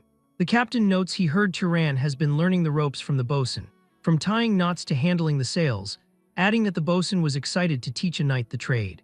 Turan smiles and admits he thought it would be good to learn, finding that it was actually more fun than he expected. As they are talking, a crew member shouts that it is finally time for chow. The captain claps his hands and tells everyone to head to the mess hall. As they eat, an old man tells Turan the food isn't as good as land fare but expresses relief they have sauerkraut, explaining that without it, they would all die of gum disease. The old man explains it is a disease where gums bleed until a person dies, but sour food helps cure it, noting that sauerkraut is the best method since fruit spoils so quickly. Turan finds this fascinating and asks how such a thing was discovered, to which the old man says the word simply spread over time. He mentions that before this was common knowledge, some people even resorted to eating raw mermaids, a fact that surprises Turan. Suddenly, a lookout shouts that there is a mid-sized vessel ahead at the 2 o'clock position. Someone asks if the approaching ship belongs to pirates. The lookout says he cannot tell for sure, but there is no family crest flying from the mast. The old man mutters that the weather was too good to be true and assumes they are definitely pirates. The captain shouts for the crew to prepare for combat, and they rush to grab weapons from the barrels. The old man approaches the captain to ask for the plan, suggesting they run, but the captain notes the enemy is faster and they will eventually be caught. The captain thinks about the dire situation and asks Turan if he can handle the threat. Turan declares that as long as there is no noble or knight among the enemies, it will not be a problem. Hearing that, the captain orders the ship to turn and take the fight to them, prompting the crew to cheer for Turan as they shout for the enemy's deaths. The two ships draw close together. On the enemy ship, the pirates are armed and waiting, shouting for the sailors to stop and promising to spare their lives if they surrender. Turan wonders if they would actually spare the crew, but the old man asks if being tossed overboard after having their legs cut off counts as being spared. Turan notes that the reality of the situation is exactly as he suspected. He leaps from his ship and boards the pirate vessel alone. The pirates are shocked by his boldness and demand to know who he is. Turan uses his magic to lift water directly from the sea, turning it into deadly ice shards as the enemies try to rush him. He unleashes a barrage of ice shards that pierce through the pirates, leaving them screaming in agony. Turan glares at the survivors, saying there is no reason to spare their kind, as he begins to release a terrifying amount of mana. After many pirates have already been killed, the ones who remain turn their eyes toward Turan with faces filled with anger, while fear quickly begins spreading among them. One man steps forward and shouts to the rest of the crew, calling them idiots and telling them not to be afraid as he declares that if they do not kill the youth, they will be the ones who die. Hearing his words, the hesitation among the pirates disappears almost instantly. Driven by desperation, all of them charge forward at once, raising their weapons and rushing toward Turan to launch a coordinated attack. Turan stands there calmly and watches everything unfold with a cold and composed expression, appearing as though none of it truly bothers him. At that moment, a thin strand of water suddenly erupts from the sea and shoots toward him. Before the pirates can even reach him, that water reaches Turan's hand and instantly transforms into a blade of ice. Without wasting a second, Turan swings his weapon and manages to cut down several pirates with that single, fluid attack. Seeing this, a voice from behind shouts for the others not to stop and demands they finish him right there, encouraging a few more pirates to rush forward to attack. Turan immediately blocks the incoming strike with surgical precision. In one smooth motion, he sends their swords flying into the air and kills both of those pirates in an instant. One more man tries to land a sneak attack, but Turan manages to cut him down as well. Even so, there are still many pirates surrounding him, and he mentally notes that handling all of them at once is not entirely effortless. Realizing this, Turan unleashes a powerful attack straight ahead, the force of which wipes out multiple pirates in a single devastating blow. As their bodies fall, strange ice crystals begin to emerge from their wounds and spread rapidly across the deck. Suddenly, in the middle of the chaos, one pirate manages to sneak up from behind and grabs Turan tightly. Trying to restrain the knight, he raises a knife and begins stabbing Turan in the neck. The man shouts to the others that he has him and tells them to hurry up and kill him now, prompting two more pirates to rush forward with their weapons gripped tightly as they prepare to strike. Turan remains held from behind, but he slowly turns his gaze toward the man restraining him with eyes that look intense, cold, and terrifying. It turns out that the pirates' attacks have no effect on him, and the crew cannot believe that even with their full strength, the blades will not pierce his skin. In that very moment, Turan moves in a flash, killing not only the man holding him from behind but also the two pirates charging at him from the front. Everything happens so quickly that none of them can even react to his movements, which are sharp, precise, and impossible to follow. As the fight continues, Turan cuts down more and more pirates without a single pause in his rhythm. Blood splashes across his body, staining him from head to toe, yet somehow it only makes him look even colder and more intimidating. The sheer presence he carries makes him seem almost untouchable. Before long, every single pirate has been killed and not one is left standing. From Turan's body, an overwhelming killing intent radiates outward, heavy enough to make anyone nearby feel uneasy. Just then, sailors from another ship begin throwing ropes across so they can make their way over. Soon after, the ship's captain approaches with his crew to observe the scene, speaking to Turan in a half-joking yet impressed tone. He asks if Turan happens to work as a cleaner on the side, nodding that if he tidies up this perfectly, the crew won't have anything left to do. He declares that the display was truly amazing and shouts, "Long live the knight." Hearing this, the rest of the crew begins shouting the same words over and over again, with voices filled with admiration and excitement. After that, one of the crew members steps forward and addresses Turan respectfully, suggesting that he go see the physician first. Turan calmly replies that there is no need to worry because he is not hurt anywhere, explaining that all of the blood staining him belongs to the pirates. A few moments later, the captain comes up to him with a report, explaining that they have searched every nook and cranny of the enemy ships. The captain reveals that the ship was a merchant vessel that went missing in Abacha a few years ago. He explains that it seems the pirates captured it, gave it a new coat of paint, and used it themselves, noting that such actions are typical for such lowlifes. He then asks Turan what he plans to do since he finished the fight all by himself, stating that ownership of the vessel belongs entirely to him before congratulating Turan on becoming a new ship owner. Even after hearing this, Turan shows no real excitement and does not look particularly thrilled by the idea of suddenly owning a ship. Instead, he simply looks at the captain and asks what is usually done in this case, prompting the captain to lay out several ways he could handle the situation. He suggests that Turan could take it back to Abacha and tell the original owner he found it while asking for a reward, though he warns that paperwork and bureaucrats will take a month or two.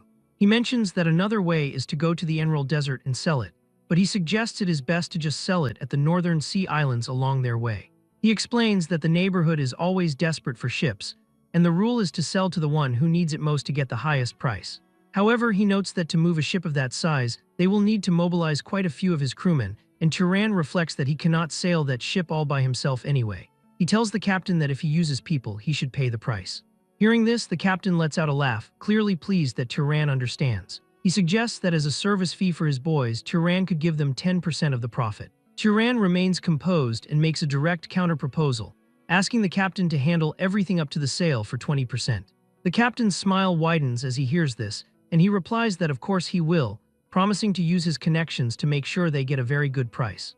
Right after the captain says this, a crew member suddenly comes running in and slams the door open while shouting that there is a mermaid. Hearing this, the captain is completely taken aback and stands up quickly, asking in shock if mermaids are attacking them now. The man quickly clarifies that is not the case and explains that the pirates were keeping a mermaid captive under the deck. Both the captain and Turan are surprised by this news and immediately head outside to see for themselves. At that moment, the crew remains busy as they scrub the ship and clear the battle's aftermath. An old sailor steps forward and guides the captain toward the lower deck. As they walk, the captain asks if there is an important guest on board, but the old man replies that he hasn't gone in yet as he just received the report. The captain turns toward Turan with a curious smile and asks him if he would like to go see the important guest, and Turan agrees to walk along with him. As they move toward the lower deck, Turan asks a practical question about whether mermaids sell for a high price. The captain responds with a knowing tone, stating that if it is a pretty female mermaid, the rich lords on the mainland will go absolutely crazy for it. He explains that those men have nothing but money and can never get enough of mysterious things. Soon, they reach the door leading to the ship's hold and step inside. What they see in front of them is not at all what they expected. There is a small childlike figure, a young merman, sitting bound in ropes. Seeing him, the captain sighs and speaks in a disappointed tone, saying it is a shame that the captive is a male. He notes that this one will go for a pittance because rich lords have no interest in male mermaids, adding that he is worthless unless he is a legendary royal who can transform into a fish. Hearing this, the merman immediately snaps back with anger and pride, asking how they dare call him male, and announcing that he is Armani, the 47th Prince of North Estadale. He demands that the lowly humans of the land show some respect. Turan asks if the boy is actually saying he is royalty, and the captain observes the boy, suggesting he might just be bluffing because he thinks that is the only way they will keep him alive and sell him. The captain asks the mermaid prince if he can transform into a fish, and Armani immediately replies that he cannot. When the captain asks why, Armani shouts back that he is being restrained and is currently out of water, explaining that he must enter the sea in a perfect state to be able to transform.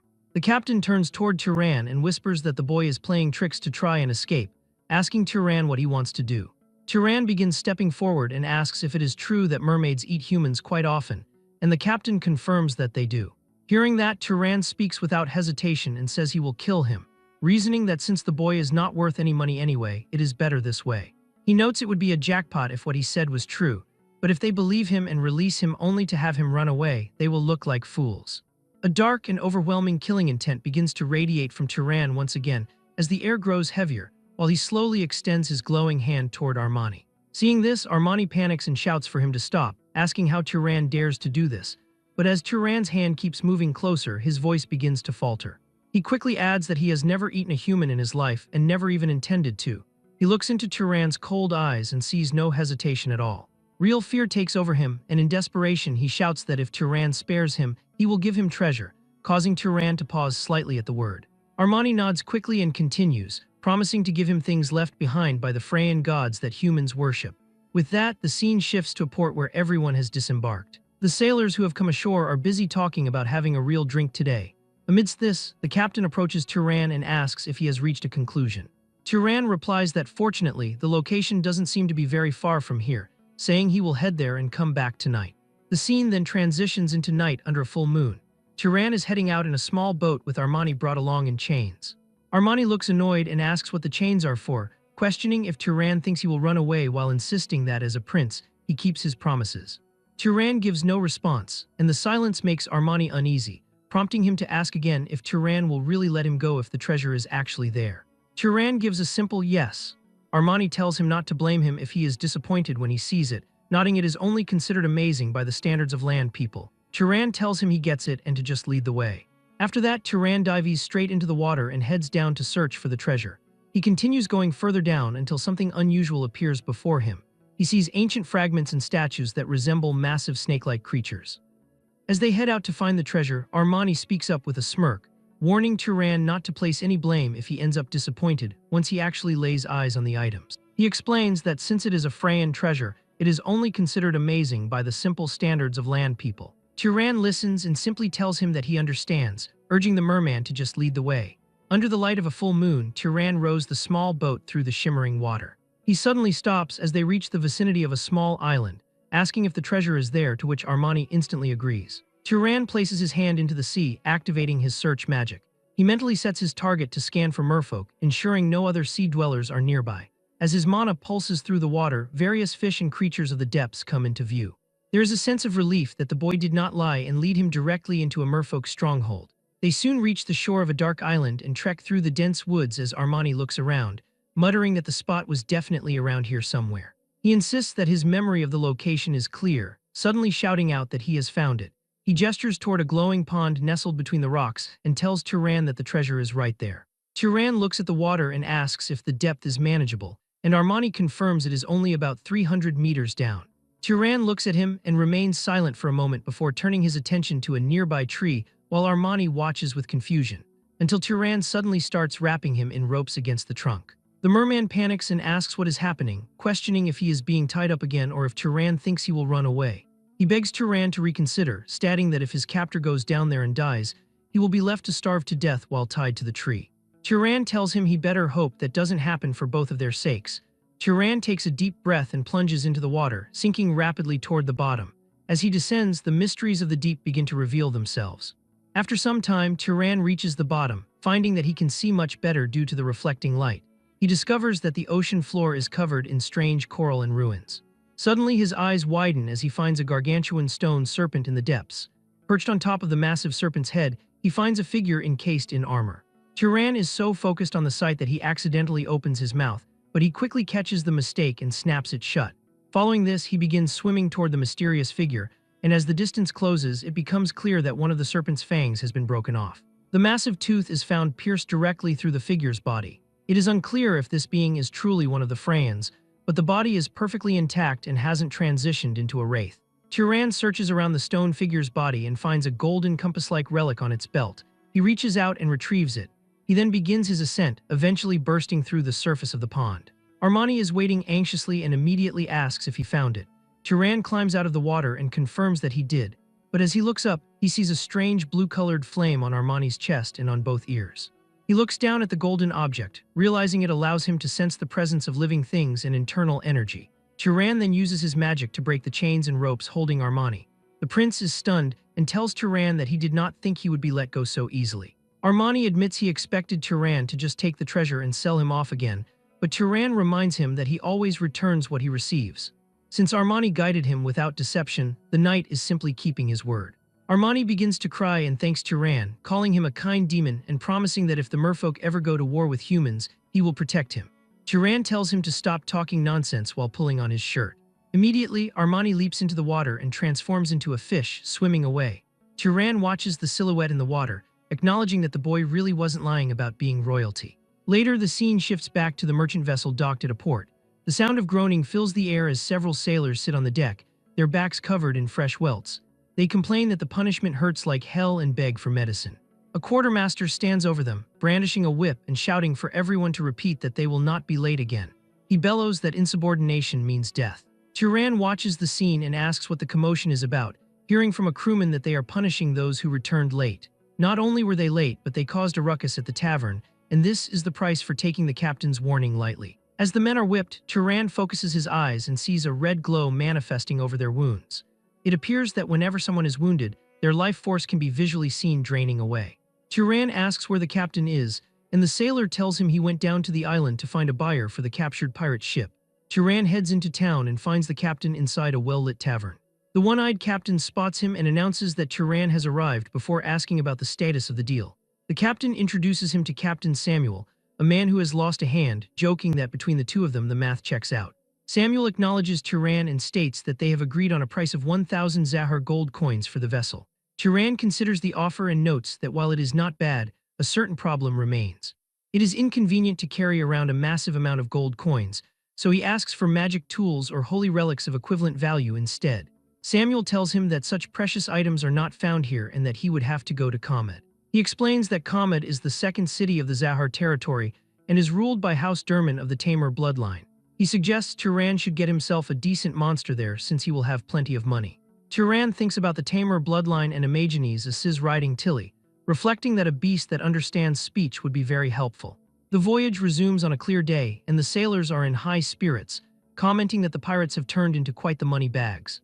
Another says it is all thanks to serving a descendant of God's people. Suddenly, a lookout from the crow's nest shouts about dark clouds ahead. The crew looks up in horror as a massive storm consumes the sky, and the quartermaster orders everyone to get ready. The rain begins to pour down violently and the waves become more fierce. He shouts for the crew to hurry and furl the sails, demanding the cargo be moved inside immediately. He warns that if they don't want to be fish food, they must give it their all. But as the ship tilts, a sailor loses his footing and screams as he is swept over the railing into the churning waves. As the man is about to fall into the sea, Turan acts instantly, extending his hand as a glowing blue tether of water magic shoots out to catch the man in midair. He pulls him back onto the deck. The sailor is stunned as Turan tells him to get down, to which the man stammers out a yes. Turan then turns his focus to the rest of the ship, using his magic to wrap around the remaining cargo crates and secure them in place. He then shouts for everyone to retreat as lightning strikes the sea near the vessel. Eventually, the crew huddles together in the dark hold, shivering from the cold. Turan enters the room and the men offer their thanks.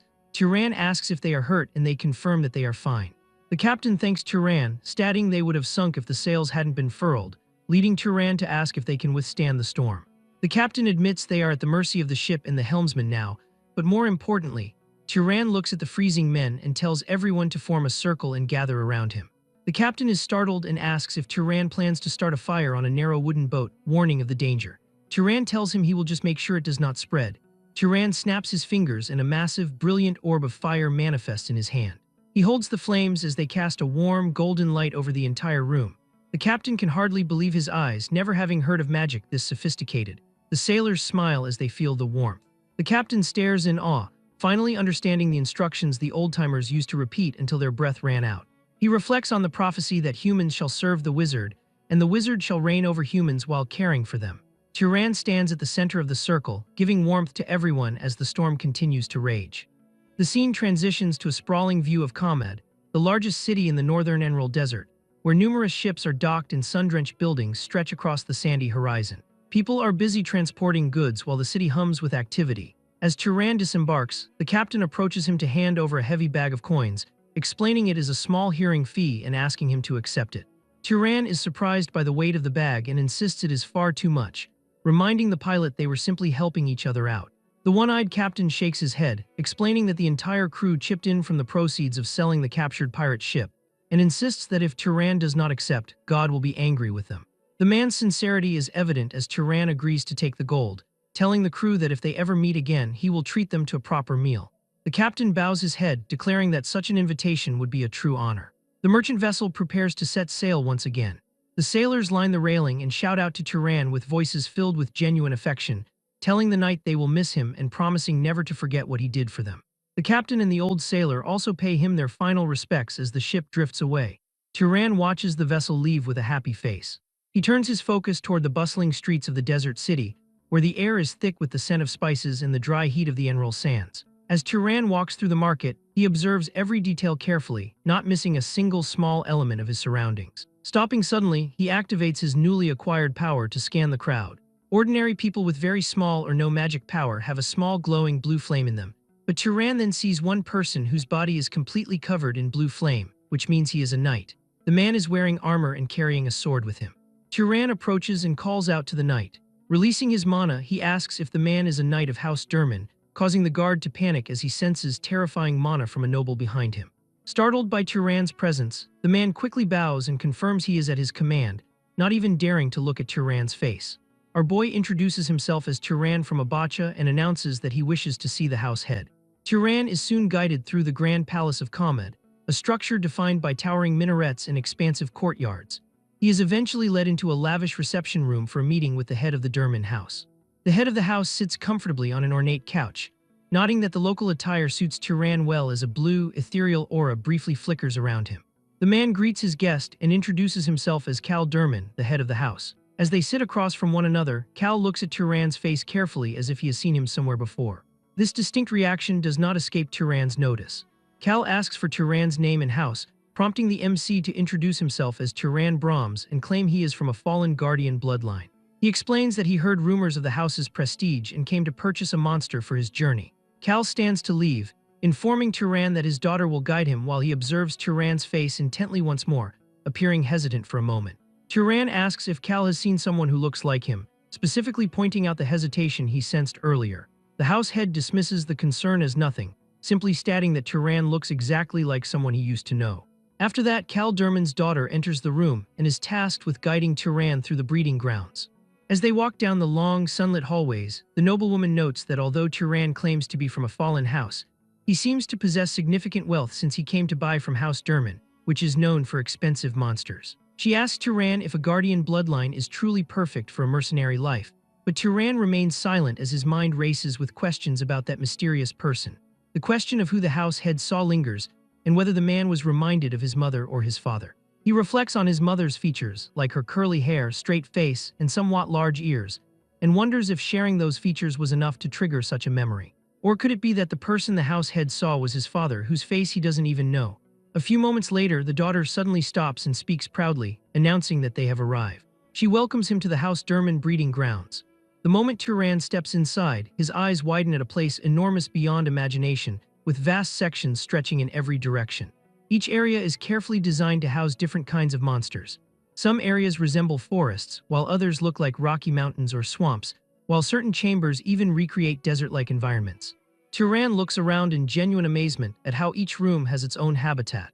Every monster is being raised in an environment perfectly suited to its nature, showing that House Durman has invested unimaginable wealth and effort into this place.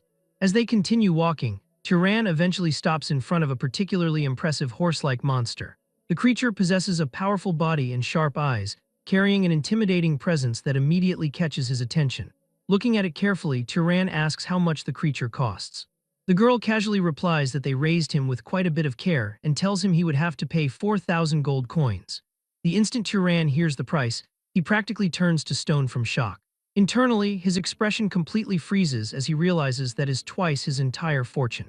Until now, he had honestly believed he possessed a decent amount of money after everything he had earned during his journey. But at this moment, reality hits him mercilessly as it becomes clear he was wrong to think he was rolling in money. As they continue moving through the breeding grounds, Turan quietly falls into deep thought once more. He wonders if he should give up on getting a monster, but reminds himself that he cannot exactly cross the desert while carrying that chest full of money either. The situation leaves him trapped between two difficult choices, and neither option seems ideal. After thinking for a while, Turan suddenly stops in front of a much smaller cage located near the corner of the breeding grounds. Inside the cage is a strange bird-like beast. Unlike the other monsters they had passed earlier, this creature is quietly staring directly at him the entire time, almost as if it were carefully observing him.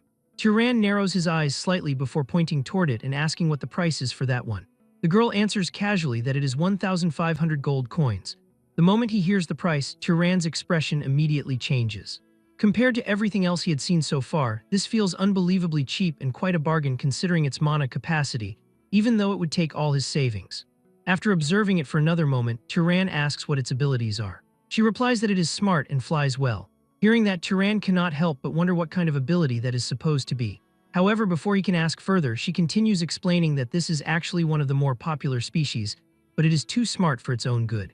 She says it absolutely refuses to listen to anyone it deems dumber than itself. Even while she explains, the bird beast continues staring at Turan without looking away for even a second. Seeing that unusual behavior, Turan slowly steps closer to the cage and asks the creature if it can understand him. He tells the bird it really must be smart, even if it is a bit ugly. Hearing this, the bird begins to shake its head in anger. After saying that, Turan notes that it definitely understands everything. The girl sighs helplessly and confirms that they even tried teaching it to read, but it would not learn. She admits she does not know whether it simply does not want to or if it actually cannot. Even so, she still sounds disappointed as she looks at the creature and calls it a waste. She mentions that it has incredible strength for its size and that they have fed it plenty of monster meat while raising it. She notes it would be worth far more if it just listened to people. At that moment, Turan suddenly looks directly at the bird beast and asks if there is something it wants. The girl begins saying dismissively that it is no use asking, but before she can finish, the beast suddenly stretches one of its claws forward toward Turan. The girl's eyes widen in complete shock as she wonders why it did that all of a sudden. Even Turan looks slightly surprised by the reaction. Staring at the creature, he asks if it wants him. He notes that he is not that special of a person and asks if there is a specific reason for this behavior. He then asks the bird if he buys it, would it be willing to learn how to read. The bird monster agrees by nodding its head. After some time, Cal Durman arrives at the scene. He immediately activates his magic and declares that the process is done, and with this, the two of them are now bonded. The iron restraints and magical bindings around the bird beast instantly disappear. Freed from the cage, the creature immediately moves toward Turan's side without hesitation, almost as if it had already decided he was its true master from the very beginning.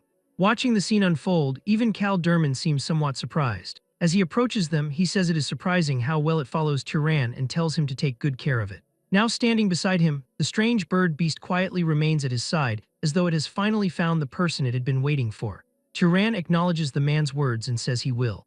For a brief moment, silence fills the area, but then Cal suddenly speaks again with an expression becoming slightly more serious.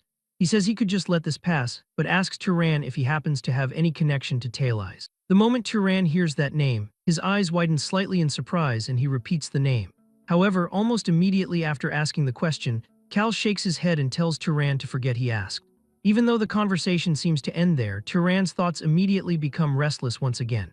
The fact that the man thought of that person the moment he saw Turan's face makes the situation feel increasingly suspicious.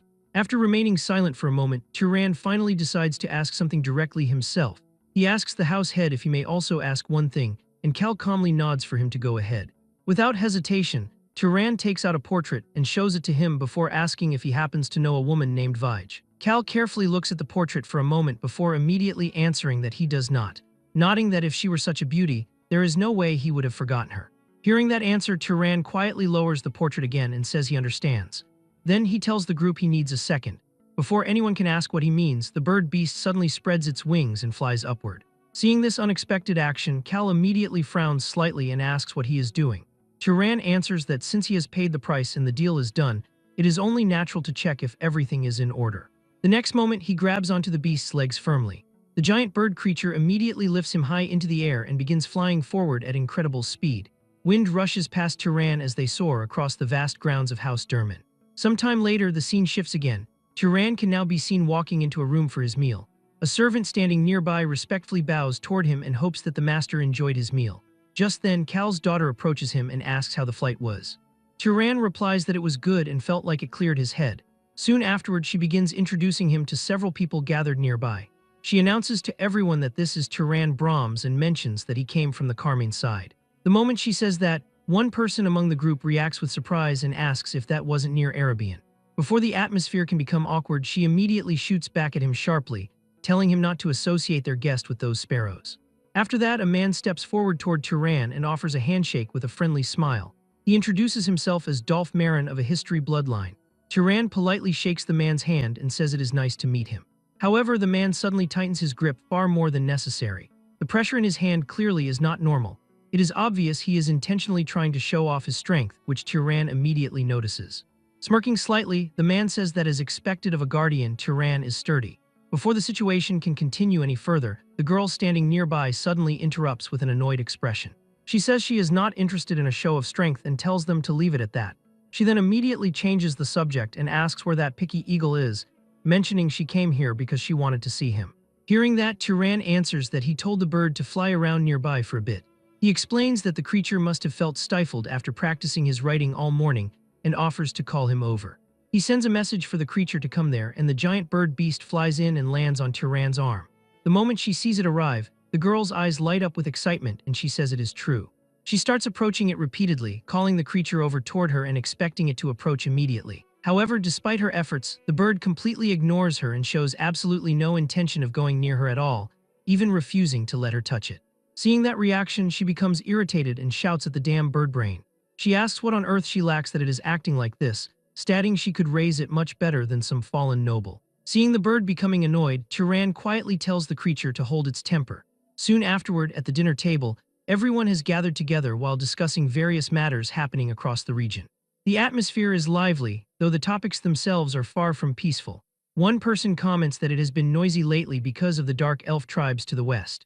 Another mentions the Arabian subjugation force and says they heard the commander is that skinny Mesa.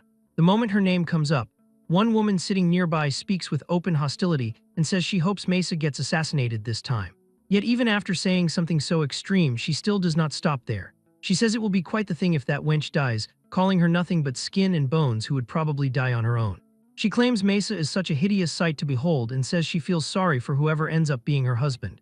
Turan does not react, he just lowers his head and keeps eating. The conversation around the table continues casually despite those cruel remarks. She adds that those people from Arabian have it easy since they already have a successor. Meanwhile, they still do not know whether it will be Raman, Alma, or Perga. She wishes Talais would just make a clear decision already. The moment that name surfaces once again, Turan quickly becomes alert, not wanting to miss a chance to get an answer. He asks Cal's daughter what kind of person Talais is. She explains that he is the house head's younger brother and the current second-in-command of Zahar. The girl then adds calmly that he is essentially the one leading the house. The moment she says that, Turan's thoughts become even more complicated, especially since Cal Durman himself had suddenly asked whether he had any connection to Talais after seeing his face. The realization hits him that his father might be a much bigger deal than he originally thought. Turan continues to sit at the lavish dinner table while absorbing the words of Cal Durman's daughter. She explains that Talais is the house head's younger brother and the current second-in-command of Zahar, emphasizing that he is essentially the one truly leading the house. Turan remains quiet as he processes this information, for if the girl speaks the truth and Talais is indeed his father, he is a much bigger deal than originally thought. The weight of this realization hangs over him as the scene shifts to later that afternoon. Turan is shown sitting on a wooden bench in a quiet courtyard of Kamed, while the picky eagle uses its sharp beak to scratch words into the sand, making him wonder if House Head Carl saw the face of Zahar's second-in-command when looking at him. And if that person really is his father, then if he is even the slightest blemish to him, he would be crushed like a bug the moment he is discovered. Lost in thought, he raises his eyes and notices something strange as the bird carefully writes out that it is a black eagle before adding a question asking if it wrote well, though it spells the word good as good. Turan watches the bird in silence for some time and tells it that he did not tell it to copy that specific part, pointing out to the creature that its spelling is wrong. He then asks the eagle if it has decided on a name for itself yet. The bird stops and shakes its head from side to side. It pecks at the sand again to write the words "not yet," leading Turan to ask if "not yet" is supposed to be its name. The eagle continues to peck at the ground while Turan crosses his arms and leans back, asking the bird why it chose him as its master. The eagle looks up and writes that Turan is good, adding that his inside fits the bird perfectly. Turan leans down closer and pats the bird again, saying he assumes it meant to say good, while declaring the rest of its writing is full of mistakes and needs more study. Gazing at the bird, Turan wonders if its claim about his inside fitting perfectly is because of his specific bloodline, which is a mix of Zahar and another house. His thoughts are interrupted when the rude man from Ariel walks up and mentions a hunting trip to stretch his legs, asking Turan if he would like to come along. But the youth remains seated and answers that he is leaving today. The man puts on a friendly face and says it is a bit disappointing, claiming Turan should have said something sooner as he thought they were closer than that. Turan stares at him with a neutral expression, seeing that Dolph is merely pretending to be friendly while actually wanting to suppress him with force, just so he can feel superior. Dolph does not give up and offers to act as a guide since he knows this area inside out, but Turan looks at the eagle before telling him no thank you. Dolph waves a hand dismissively as he walks away, telling Turan to be sure to let him know if he changes his mind. Turan watches Dolph go and reflects that the man is backing off far too easily, which feels suspicious. Later that day, Turan prepares to depart from the city, but it seems like he is a little bit too annoyed, as Turan tells a group of armored knights that there is no need to see him off, though they approach and explain it is House Head Cal's order to escort him safely to the fortress walls. Before leaving the city entirely, Turan enters a local library filled with scrolls and books to tell the attendant that he wants a desert guidebook and enrolls religious texts. After some time, he finally gets the books and places a few coins on a book, telling the man this should cover the cost as the attendant bows and calls him master. Soon Turan stands outside the library, busy reading with the picky eagle perched on his shoulder. He flips through a book by Britso Zahar and notes the support of the main house, figuring that while the map might be lacking, the information should be useful. As he walks, he senses something and looks up, immediately using his power to check for pursuers. He sees a wizard lurking nearby and hiding to avoid being noticed. But Turan does nothing about that. Turan eventually reaches the massive city gates. As he exits the city wall, the guards there bow to him. Turan walks through the threshold and enters the vast emerald desert as the sun begins to set, looking out at the endless dunes and telling himself that he shall take his time. Even that bird agrees with him as night falls over the desert and the sky turns a deep blue. An owl perches on the branch of a dead tree in the middle of the dunes. Turan is shown walking through the sand with his gear on his back. He eventually comes to a halt and speaks into the darkness. He tells Dolph that he can come out now. Dolph Marin emerges from behind a sand dune with a confident smirk on his face, asking how Turan knew he was there. Turan asks Dolph why he walked all the way out here instead of riding his new pet. Dolph laughs and says he just thought it might be dangerous for a young fellow to travel alone, claiming that is why he did it, and nodding that the desert is a dangerous place. Turan looks at him coldly and asks if he is after his mana. Dolph stops walking and clenches his fists together until his knuckles crack, asking if Turan knew that and still came out here alone before calling him either brave or just reckless. Dolph declares that this is why nobles hate it when people call them fallen nobles. Dolph continues to mock Turan, saying he speaks as if they are on the same level and asking if the youth is actually worse off than him. Dolph claims that since Turan's mana is strong but his physical strength is pathetically weak, he must be of the guardian primordial bloodline that only has defense left and has lost the power to strengthen the body, declaring it a waste for a husk like him to have that much power before demanding he hand it over quietly. A lack of physical ability combined with overflowing mana makes Turan a tempting prey. Turan looks up at the sky and tells the eagle to go on up. Dolph watches as the bird flies into the night air as Turan remarks that it is too bad, because the one who thought the other looked delicious was actually him as well.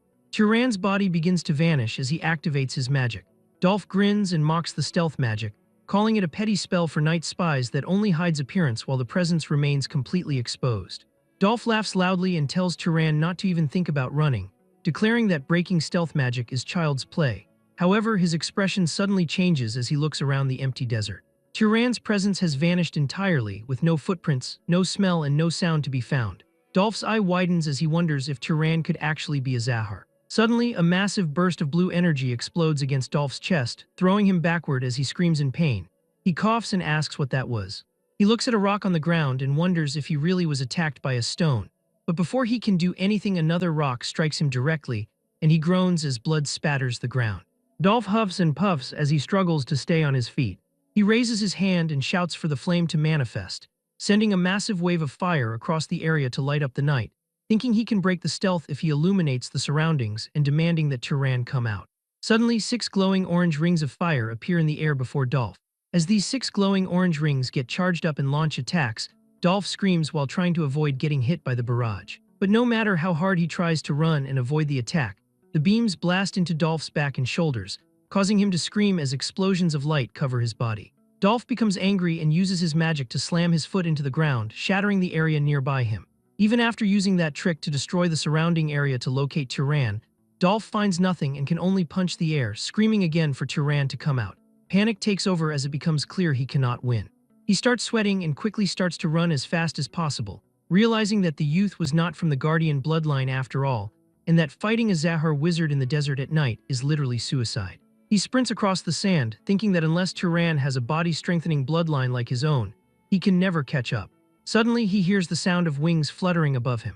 Dolph looks up in shock and sees Turan being carried through the air, holding onto the legs of the eagle.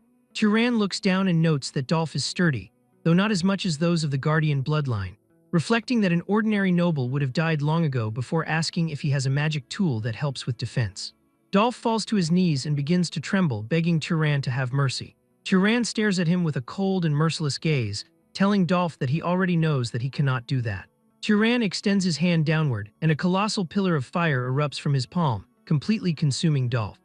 Turan stands over the charred remains of Dolph Marin on the desert floor, as thick smoke billows from the blackened corpse.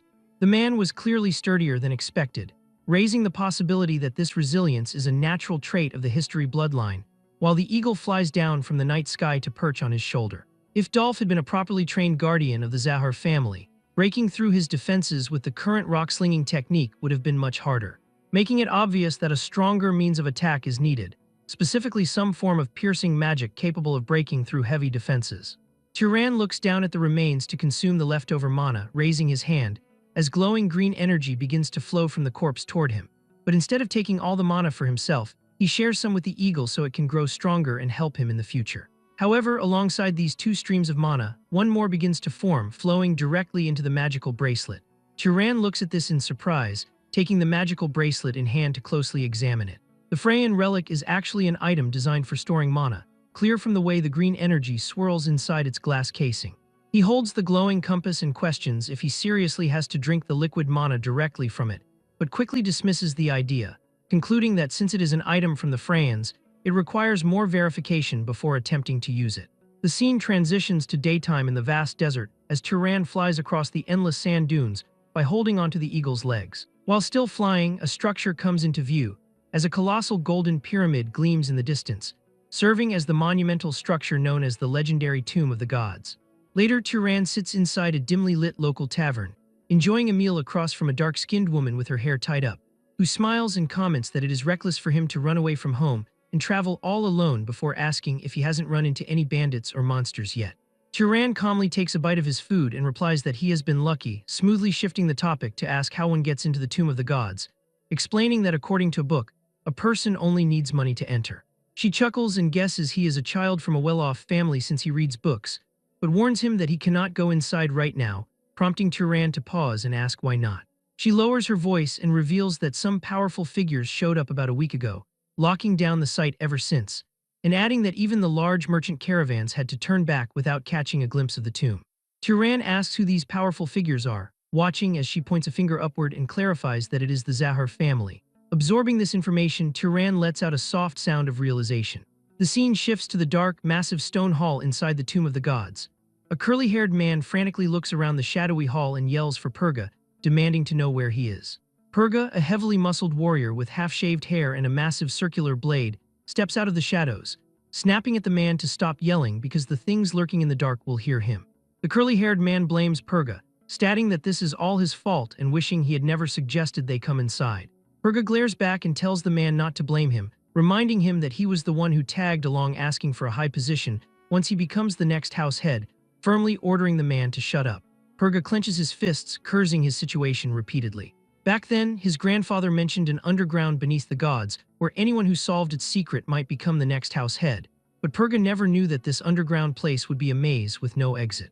Searching like crazy every year he visited the tomb never bore any fruit, leading him to believe it was just a legend. Finding such a truly hidden place feels unbelievable, and he grins at the thought that solving its secret will make becoming the house head a piece of cake, fully convinced that the god of Zahar is on his side. However, his confidence is shattered as he looks down the dark corridor and spots dozens of glowing red eyes. Right before a horde of pale, fleshy, multi-eyed monsters emerges from the shadows, screeching and crawling toward them. Purga's face drops in horror as he curses the god of Zahar's secret, knowing that if he had realized this place was crawling with monsters, he never would have entered in the first place. Turning to one of his subordinates, Purga asks how much water is left, and when the subordinate checks his supplies and answers that there is none, Purga orders the man to make some quickly just to wet his throat. Suddenly, dark, ominous energy begins to manifest in the air around them as strange symbols form in the darkness. Purga stares at the floating text in confusion, struggling to comprehend why this is appearing in a language he has never heard before, though he can somehow perfectly understand what the text is trying to say. The text delivers a chilling message, stating that the night hunter has returned to the desert. Back in the desert city, Turan walks through the crowded market streets with an annoyed sigh, assuming the Zahar family is trying to monopolize the entire tomb for themselves. And knowing that loitering around the city might result in meeting someone else who can see tail eyes in his face, just like house head Cal. Turan resolves to lay low for a while, but as he passes a merchant's stall, he spots a large sack filled with white, rocky chunks.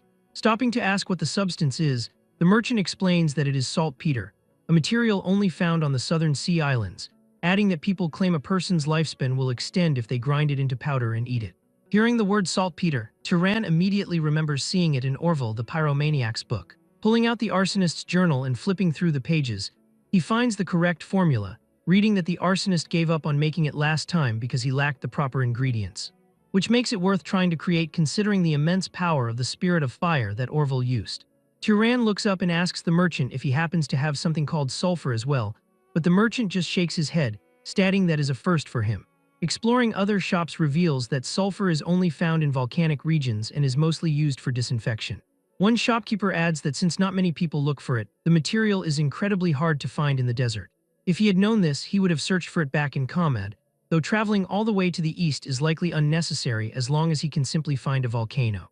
The merchant points to a sack of black sugar and asks if Turan plans to buy it due to its precious value, but Turan politely declines, stating that sweets aren't really his thing.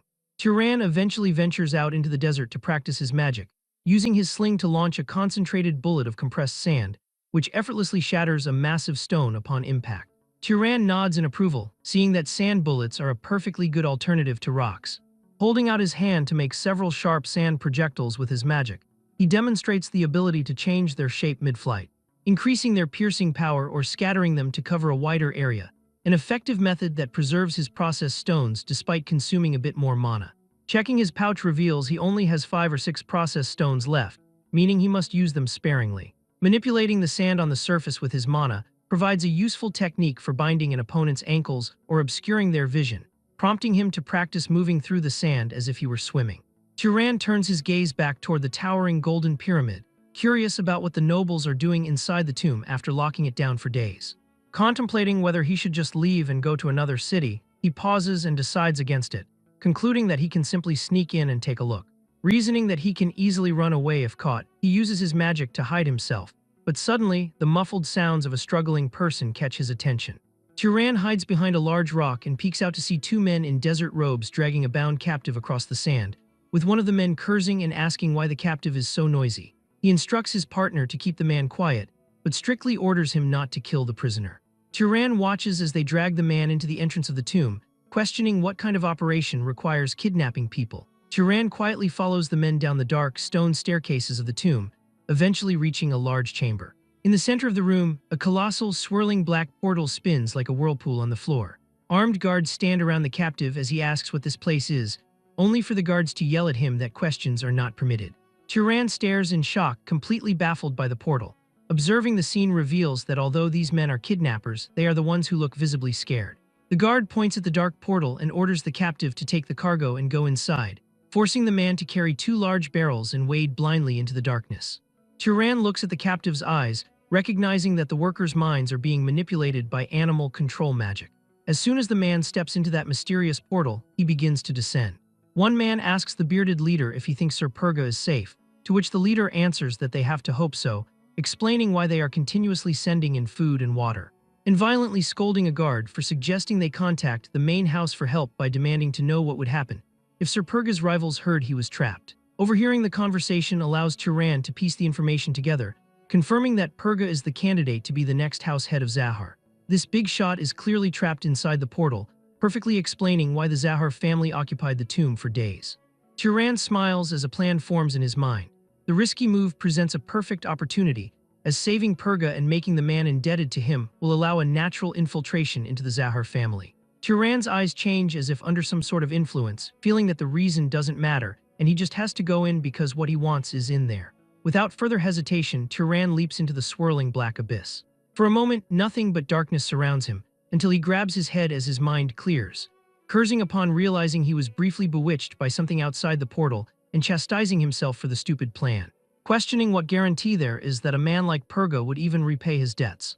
While thinking about this, the sound of someone screaming echoes out, and Turan emerges on the other side, landing inside a dimly lit room while still in his invisible form so no one notices him. Purga looks at the supplies brought by the captive and calls it great that the subordinates outside are continuously sending people in, while the captive groans loudly on the floor nearby. Purga glares at the man and complains that he is too noisy, casually ordering someone to take care of the captive to conserve food. The subordinate immediately complies, stepping forward and ruthlessly stomping on the captive's head to kill him instantly. Turan watches the brutal execution, seeing firsthand the true nature of Purga Zahar. Killing a person to take their water without a shred of guilt confirms that Purga is definitely not the type of person to repay a favor. But just as he turns to look around the palace, a mysterious voice calls out, stating that he is mistaken and is not the Night Hunter. Long ago, massive giants ruled over the fertile and prosperous plains of Enroll. With their enormous bodies, they relentlessly consumed everything in their path and eventually turned the entire land into a dry, barren desert. Requiring vast amounts of water every single day, the giants reached a point where they could no longer withstand their thirst. They enslaved humanity and slaughtered thousands of innocent people daily, draining human blood just to quench their immense thirst. However, on one fateful, moonless night beneath a sky of absolute pitch-black darkness, the legendary Night Hunter of the Freyans arrived on the battlefield. He single-handedly slew every single giant, saving all of mankind from total and absolute extinction. In deep gratitude, the liberated humans offered him the 3 most beautiful maidens in the entire land to take as his brides, and the 3 children born from those unions inherited extraordinary miraculous powers. One child possessed the ability to conceal his body, one could command the deepest shadows, and the final child could generate deadly poison. But after the great Night Hunter ascended to the heavens, the brothers quickly fell into conflict, fighting over who would claim dominion and rule the vast desert. The eldest brother, who possessed the incredible power to conceal his body, chose to leave the plains because he absolutely refused to fight his own flesh and blood. But the second brother, the Master of Shadows, and the third brother, the Master of Poison, waged a brutal and devastating war against each other, plunging the entire desert into deep turmoil and driving countless innocent people to absolute despair. In the end, the eldest brother returned from his exile, successfully defeated both of his younger siblings, and claimed absolute, unmatched dominion over the entire desert. He was the grand, ultimate ancestor of the House of Zahar. Back in the present, within the pitch-black labyrinth, the mysterious voice once again addresses Turan, declaring that he is definitely not the legendary Night Hunter. Standing in the cold, dark stone corridor, Turan questions why the name of that ancient god continues to echo in his ears.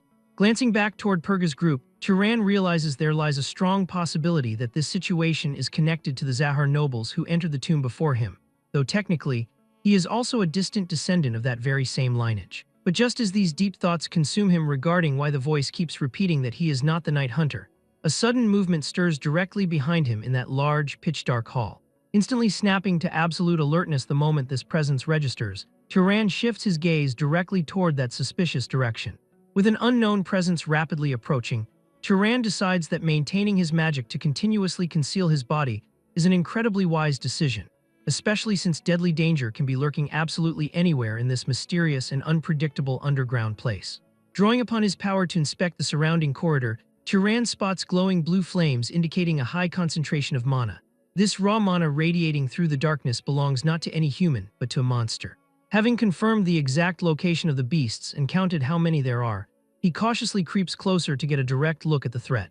Moving closer and closer to where the energy concentrates, Turan watches as the shape of the beast finally begins to emerge more clearly, revealing a massive, muscular, human-shaped monster standing completely still at the far end of the stone corridor. Staring directly at the towering creature, Turan finds that its distorted features and physical form appear thoroughly unpleasant and hostile. But suddenly, the monster shifts its ominous gaze and spots his location. Initially, Turan simply stands his ground without running because his magic is still actively concealing his body, leaving him questioning if the beast actually managed to see through his stealth. But in an instant, the aggressive beast charges directly toward him with terrifying breakneck speed. Leaping backward in a flash to dodge the incoming attack, Turan quickly realizes the creature's movement speed is incredibly fast. Raising his hand high, he unleashes a massive, roaring pillar of fire that successfully stops the monster's advance and pushes it back a little. Even as the creature burns in the intense flames, it continues to relentlessly advance alongside several other beasts of its kind. With these aggressive monsters refusing to back down, Turan quickly retreats further back into the corridor, questioning how the monster detected him and finding it highly impressive that the creature can see through the stealth magic of the Zahar family. Looking back at them once again, Turan notices that the creatures are not actively pursuing his movements. Instead, they are searching blindly in every single direction, revealing that the beast's detection range is actually quite narrow, meaning that as long as he maintains a safe distance from them, he will remain completely unharmed. Reaching deep into his pouch, Turan pulls out a carefully processed stone. Readying his sling, he declares that the first strike belongs to him as he begins spinning the weapon with rapid speed. Infusing the stone with a surge of his magic, he launches the high-speed projectile straight forward. The magically charged stone pierces straight through the monster's tough skull with absolute devastating force. The massive creature instantly collapses onto the stone floor, completely dead, while the other monsters simply crawl right past the corpse, showing absolutely no reaction or concern even when one of their own kind is brutally killed. Once the other monsters finally depart, Turan carefully and slowly approaches the dead beast, extending his hand to absorb its residual mana. But as the absorption process begins, a highly strange sensation occurs. Instead of drawing power from the corpse, he realizes this beast is likely a purely magical creation. He obtains a far too small amount of mana from the beast, especially considering that a creature with physical abilities of that high caliber should have contained a much greater amount of mana. When Turan touches his holy relic compass, even this highly sensitive item fails to show any reaction whatsoever to the creature's internal mana. Staring down at the motionless body, Turan finds its true identity remains a complete mystery, while the ominous voice echoes once again to repeat that he is not the Night Hunter. Kneeling on the cold floor, Turan calls the entire situation utterly tiresome, as he searches diligently for any clue he can find. Suddenly, heavy footsteps echo nearby, forcing him to quickly run and hide deep within the shadows. Purga Zahar and his group of subordinates walk down the dark corridor. Reaching the exact same location where Turan stood just moments ago, Purga abruptly orders his subordinates to halt. Looking up, they spot the dead body of the very same type of monster they have been fighting for days, yet this one was clearly not killed by their hands. One of the men asks what is going on, questioning if they have passed through this specific area before, to which another subordinate replies that he has no idea, complaining that their sense of direction went to hell a while ago. Purga abruptly silences them, confidently announcing that a rat must be hiding in here because he is absolutely certain they have not passed through this specific area before. The men look around nervously, hoping that it could be a rescue party, but Purga quickly reasons that if it were indeed a rescue party, they would have noticed their presence by now, adding that making a commotion in a dangerous place like this would easily stand out. Purga immediately orders a man named Galvan to set traps nearby to catch the rat, and Galvan quickly agrees to the command. Purga then orders a woman named Imelda to keep the surroundings lit, prompting her to light up the room with her magic, as a subordinate asks if they should catch the rat first, only for Purga to order them to leave it for now, assuming it is just some lucky knight who survived an earlier encounter. Smirking maliciously, he declares that they will let the rat run around for a little while so they can eventually use him as bait for the monsters. But as they actively plan their next moves, Turan listens to their entire plan while remaining perfectly silent and hidden within the shadows. 3 days pass, and Turan finds himself in the bizarre situation of coexisting within the pitch-black labyrinth right alongside Purga's group. Fortunately, the traps laid by the barrier-bearer bloodline are clearly visible directly to his eyes because of the holy relic, posing absolutely no obstacle to his movement at all. In fact, thanks to the intense darkness of the labyrinth, Purga's men often suffer the humiliation of triggering their own traps, leading to a loud scream as a sudden explosion engulfs one of them. While Purga's group remains completely unable to gauge their direction in the pitch-black darkness, Turan explores the labyrinth, finding a quiet area where monster activity is incredibly sparse, allowing him to kneel and use his mana to draw a glowing blue cross mark on the floor, utilizing the power of the holy relic to establish several safe locations as bases to slowly expand his overall search range. Occasionally, certain narrow paths swarm with an overwhelming number of strange creatures, making it absolutely impossible for Turan to push through without fighting them one by one.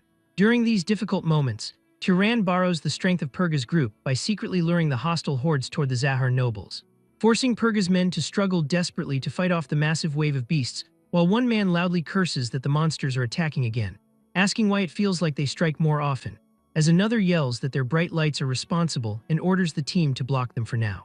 Purga furiously slices through the incoming beasts with his massive circular blade, while Turan quietly watches the battle from afar, sacrificing the opportunity to absorb the monster's mana, without any regret because these weak creatures yield such a tiny amount of energy that they are hardly worth his time or effort. After some time, Purga's group manages to defeat the monsters Turan lured toward them, but many of the soldiers are now lying on the ground, some severely injured and others completely dead.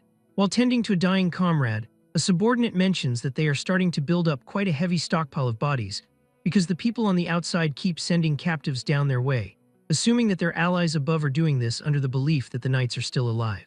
Another man complains that if he had known this would happen, he would have kept those captives alive instead of letting them die, pointing out how uncomfortable it is to have no one to wait on them, prompting another subordinate with a smudged face to look over and joke that he does not even mean what he says. Observing them from his hiding spot, Turan finds their behavior and words to be utterly despicable. The strange, mysterious voice that only Turan and Purga can hear echoes once again, but this time it only makes a strange noise without saying anything coherent.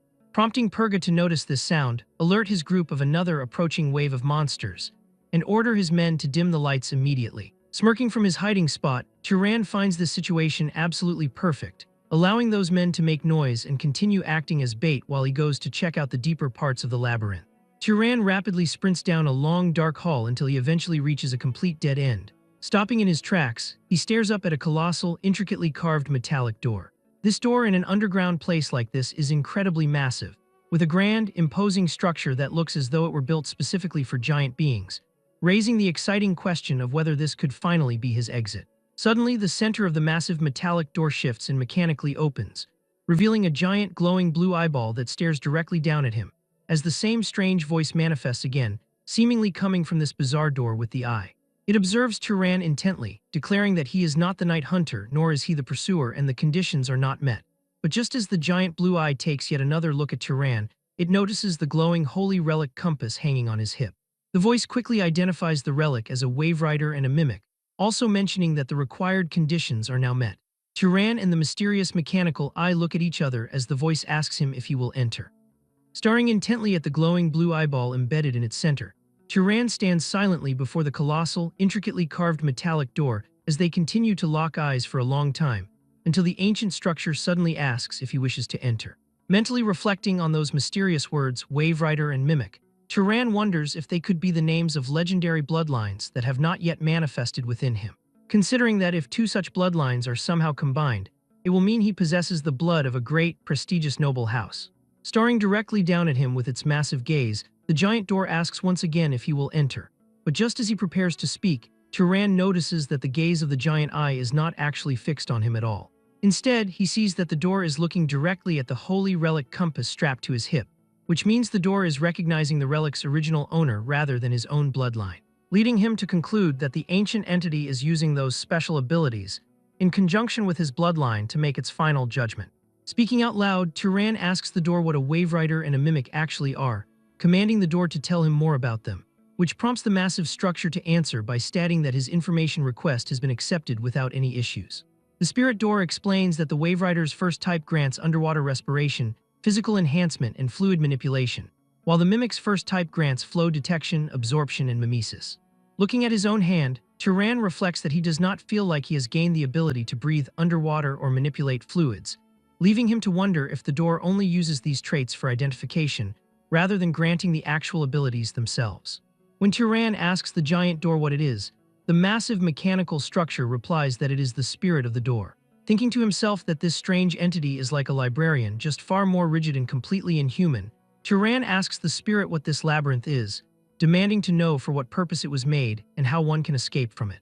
The door reveals that this is the labyrinth of the Night Hunter, explaining that the one who slays the chief while possessing the correct 4 types will become the Night Hunter, adding that if he slays the chief, the escape route will finally open. Shocked by this incredible revelation, Turan slowly repeats the title of the Night Hunter, wondering if this truly means he will be able to become a god. But suddenly, the spirit door glitches violently as its mechanical eye begins to spin around like crazy, causing the door to start repeatedly stating that there has been an error. The system then starts listing that the hunter, pursuer, wave rider, and mimic contain 2 types of error, pointing out that the shadow and alchemist are completely absent, stating that while 4 types are indeed fulfilled, an error remains because the types do not match the night hunter. Watching in deep confusion, Turan wonders what is happening as the spirit door declares that the door cannot be closed, stating that internal personnel are remaining while unauthorized personnel have entered, attempting to inquire with the creator but declaring another error because the creator is completely absent. Suddenly, the giant blue eyeball glows intensely red as deep cracks spiderweb across its metallic surface, announcing that autonomous judgment has been initiated and a deployment order is being issued to the labyrinth chief, while a heavy rumbling echoes loudly from beyond the cracked door. Sensing the immense danger, Turan realizes there is something massive waiting inside. At that exact moment, the spirit door finally opens, revealing only absolute darkness inside with no visible light at all. But as the door swings open more and more, a massive, towering figure slowly emerges from the deep, terrifying shadows. Staring in complete awe, Turan widens his eyes as he beholds the terrifying presence of the creature. A colossal, long-haired, and heavily muscular humanoid monster steps directly into the light. Menacingly glaring down at Turan, the giant monster growls that he is not the night hunter and declares that all fakes must die. Without a second thought, Turan immediately starts preparing for an attack, spinning his sling at high speeds while imbuing it with his glowing blue mana. Launching his attack, Turan hits the monster directly on the head with the superfast stone, knowing that this monster will definitely not be defeated by such a simple strike. And without wasting any time, he activates his fire magic and lightning magic all at once to attack the monster, causing a huge explosion of roaring fire and lightning to erupt around them. Yet even after using such powerful magic attacks, he is not even able to injure the monster. Looking down at Turan with an ugly smile, the giant monster mocks him by saying that his attacks merely tickled. Struck by the stark realization that he cannot win against this powerful monster in a direct, one-on-one fight, Turan decides he must find an alternative. Desperate to find another way to defeat this monster, he quickly starts running away to seek any tactical advantage. Seeing him flee, the monster also starts running after him, screaming for him to stay right there. But as they run through the labyrinth area, the massive monster's terrifying screeches and heavy running sounds are so loud that they alert all of the smaller monsters that are dwelling nearby in that area, sending a massive horde of beasts rushing forward to attack him from every single direction. Knowing that if he fights them here he will die, Turan refrains from attacking the horde, choosing instead to weave smoothly through the smaller beasts while dodging their grasping claws. After some time, he finally passes through the dense horde and continues to run to reach a safe distance, making some space as he looks back at the monsters and breathes a sigh of relief at how close that was. But this brief distraction is a mistake, as a stray monster suddenly appears right in front of him and attacks him with its long, razor-sharp claws, forcing Turan to block the sudden strike by manifesting a glowing blue mana shield. The monster's strike is so incredibly powerful that it even manages to breach the strong defenses of his shield. Drawing his weapon in an instant, he cuts off the monster's head in a single fluid swing. While catching his breath, Turan reflects on the fact that this is the Labyrinth of the Night Hunter, a mysterious and ancient place that can literally create gods, yet so many questions remain unanswered about who built it and why. But just as he continues to run, the temporary delay caused by that lesser beast allows the giant chief monster to catch up to him. And though Turan notices this, the monster is already right upon him. Suddenly, the giant monster jumps high toward him, trying to catch him. But Turan barely manages to dodge a massive hand that smashes violently into the ground right behind him. Running through the long halls, Turan glances back at the pursuing chief, knowing with absolute certainty that this nightmare will not end until he finally kills that thing. Sighting something ahead as he runs, Turan begins to formulate a clever plan. He quickly stops, changing his direction, and runs straight toward his objective. Spotting his cousin, Purga Zahar, Turan runs directly toward the group, casually reflecting that they should probably fight together for a bit as a family. While Turan is busy luring the massive monster toward Purga's group, they are still dealing with their own major problems, currently fighting off attacks from waves of smaller monsters. Purga swings his massive circular blade, slicing a smaller monster cleanly in half, and after cutting down all of the beasts near them, he yells out to his men, asking if everyone is still all right. Panting heavily, his subordinates reply that they are fine for now, while one large, strong-looking warrior stands completely exhausted surrounded by the corpses of pale monsters, and another subordinate loudly complains that there is no end to them as he curses the situation. The strong-looking warrior suddenly stops and looks highly confused, mentioning that he hears a very strange sound coming from down the corridor. Purga and his men turn their gazes down the long hall as the giant monster finally approaches them, though the beast is the only one that arrives, meaning Turan has already hidden himself and left the monster to the group, while the creature slowly walks toward them, calling the night hunter the children's enemy and demanding that they kill them all. One of Purga's men asks in pure terror what in the world this terrifying entity is saying, while another man points out that it has been muttering strange things like that on and off for a while now. Suddenly, the giant monster starts running directly toward them. Seeing this, Purga screams at his men, telling them that the creature's words are not what is important right now, demanding that they do not just stand there blankly. But before they can even react, the monster's massive hand reaches toward them, and its fingers with long, claw-like nails tear straight through their bodies, killing them instantly. Purga screams their names in absolute horror. Cursing loudly in his grief, Purga orders his remaining men to strike, charging forward with his massive circular blade while shouting for them to kill the beast now. As the group closes in, one of the men manages to stab the monster with his weapon, but the strike feels like a mere mosquito bite to the giant beast. The giant monster swings its massive fist, slamming directly into that man and sending him flying violently backward. Another subordinate calls the creature a bastard and tries to attack it by unleashing his fire magic, but the monster simply crushes him underfoot like it is absolutely nothing. The monster is so incredibly powerful that getting hit by it even once easily kills most of his men, with its sharp claws acting like deadly swords that slice through them the very instant they make contact. To make matters even worse, the smaller, normal monsters also reach their position and start to attack them relentlessly.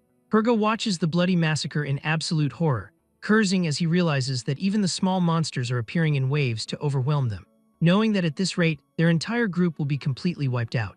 But suddenly, he notices something unexpected. Turan is fighting a smaller monster in the distance, systematically killing them one by one from behind. Seeing this, Purga thinks to himself that even a rat will fight to survive, deciding to use Turan's distraction to his own advantage so that if Turan draws the attention of the small fry, he will be able to attack the chief. The strong subordinate from before, who heard the monster first, charges forward with his weapon while roaring loudly. He swings his heavy blade and violently slashes the back of the giant monster's leg. Dark blood sprays across the stone floor as the giant monster momentarily loses its balance. The subordinate laughs maniacally, proudly declaring that he did it and successfully smashed the bastard's leg. But before he can even celebrate further, the giant monster delivers a devastating kick that sends him flying backward, blood spraying from his battered body, as he crashes violently against the heavy stone pillars. Looking around at the broken bodies of his loyal men, Purga reflects that it is all over and that every single one of his supporters is now dead. Realizing that even if he somehow manages to survive this terrible ordeal, his political career is completely finished. All because of this single wretched monster, everything that they have built so far is completely destroyed. Grinding his teeth in pure rage, he desperately throws his heavy circular blade directly at the monster like a boomerang.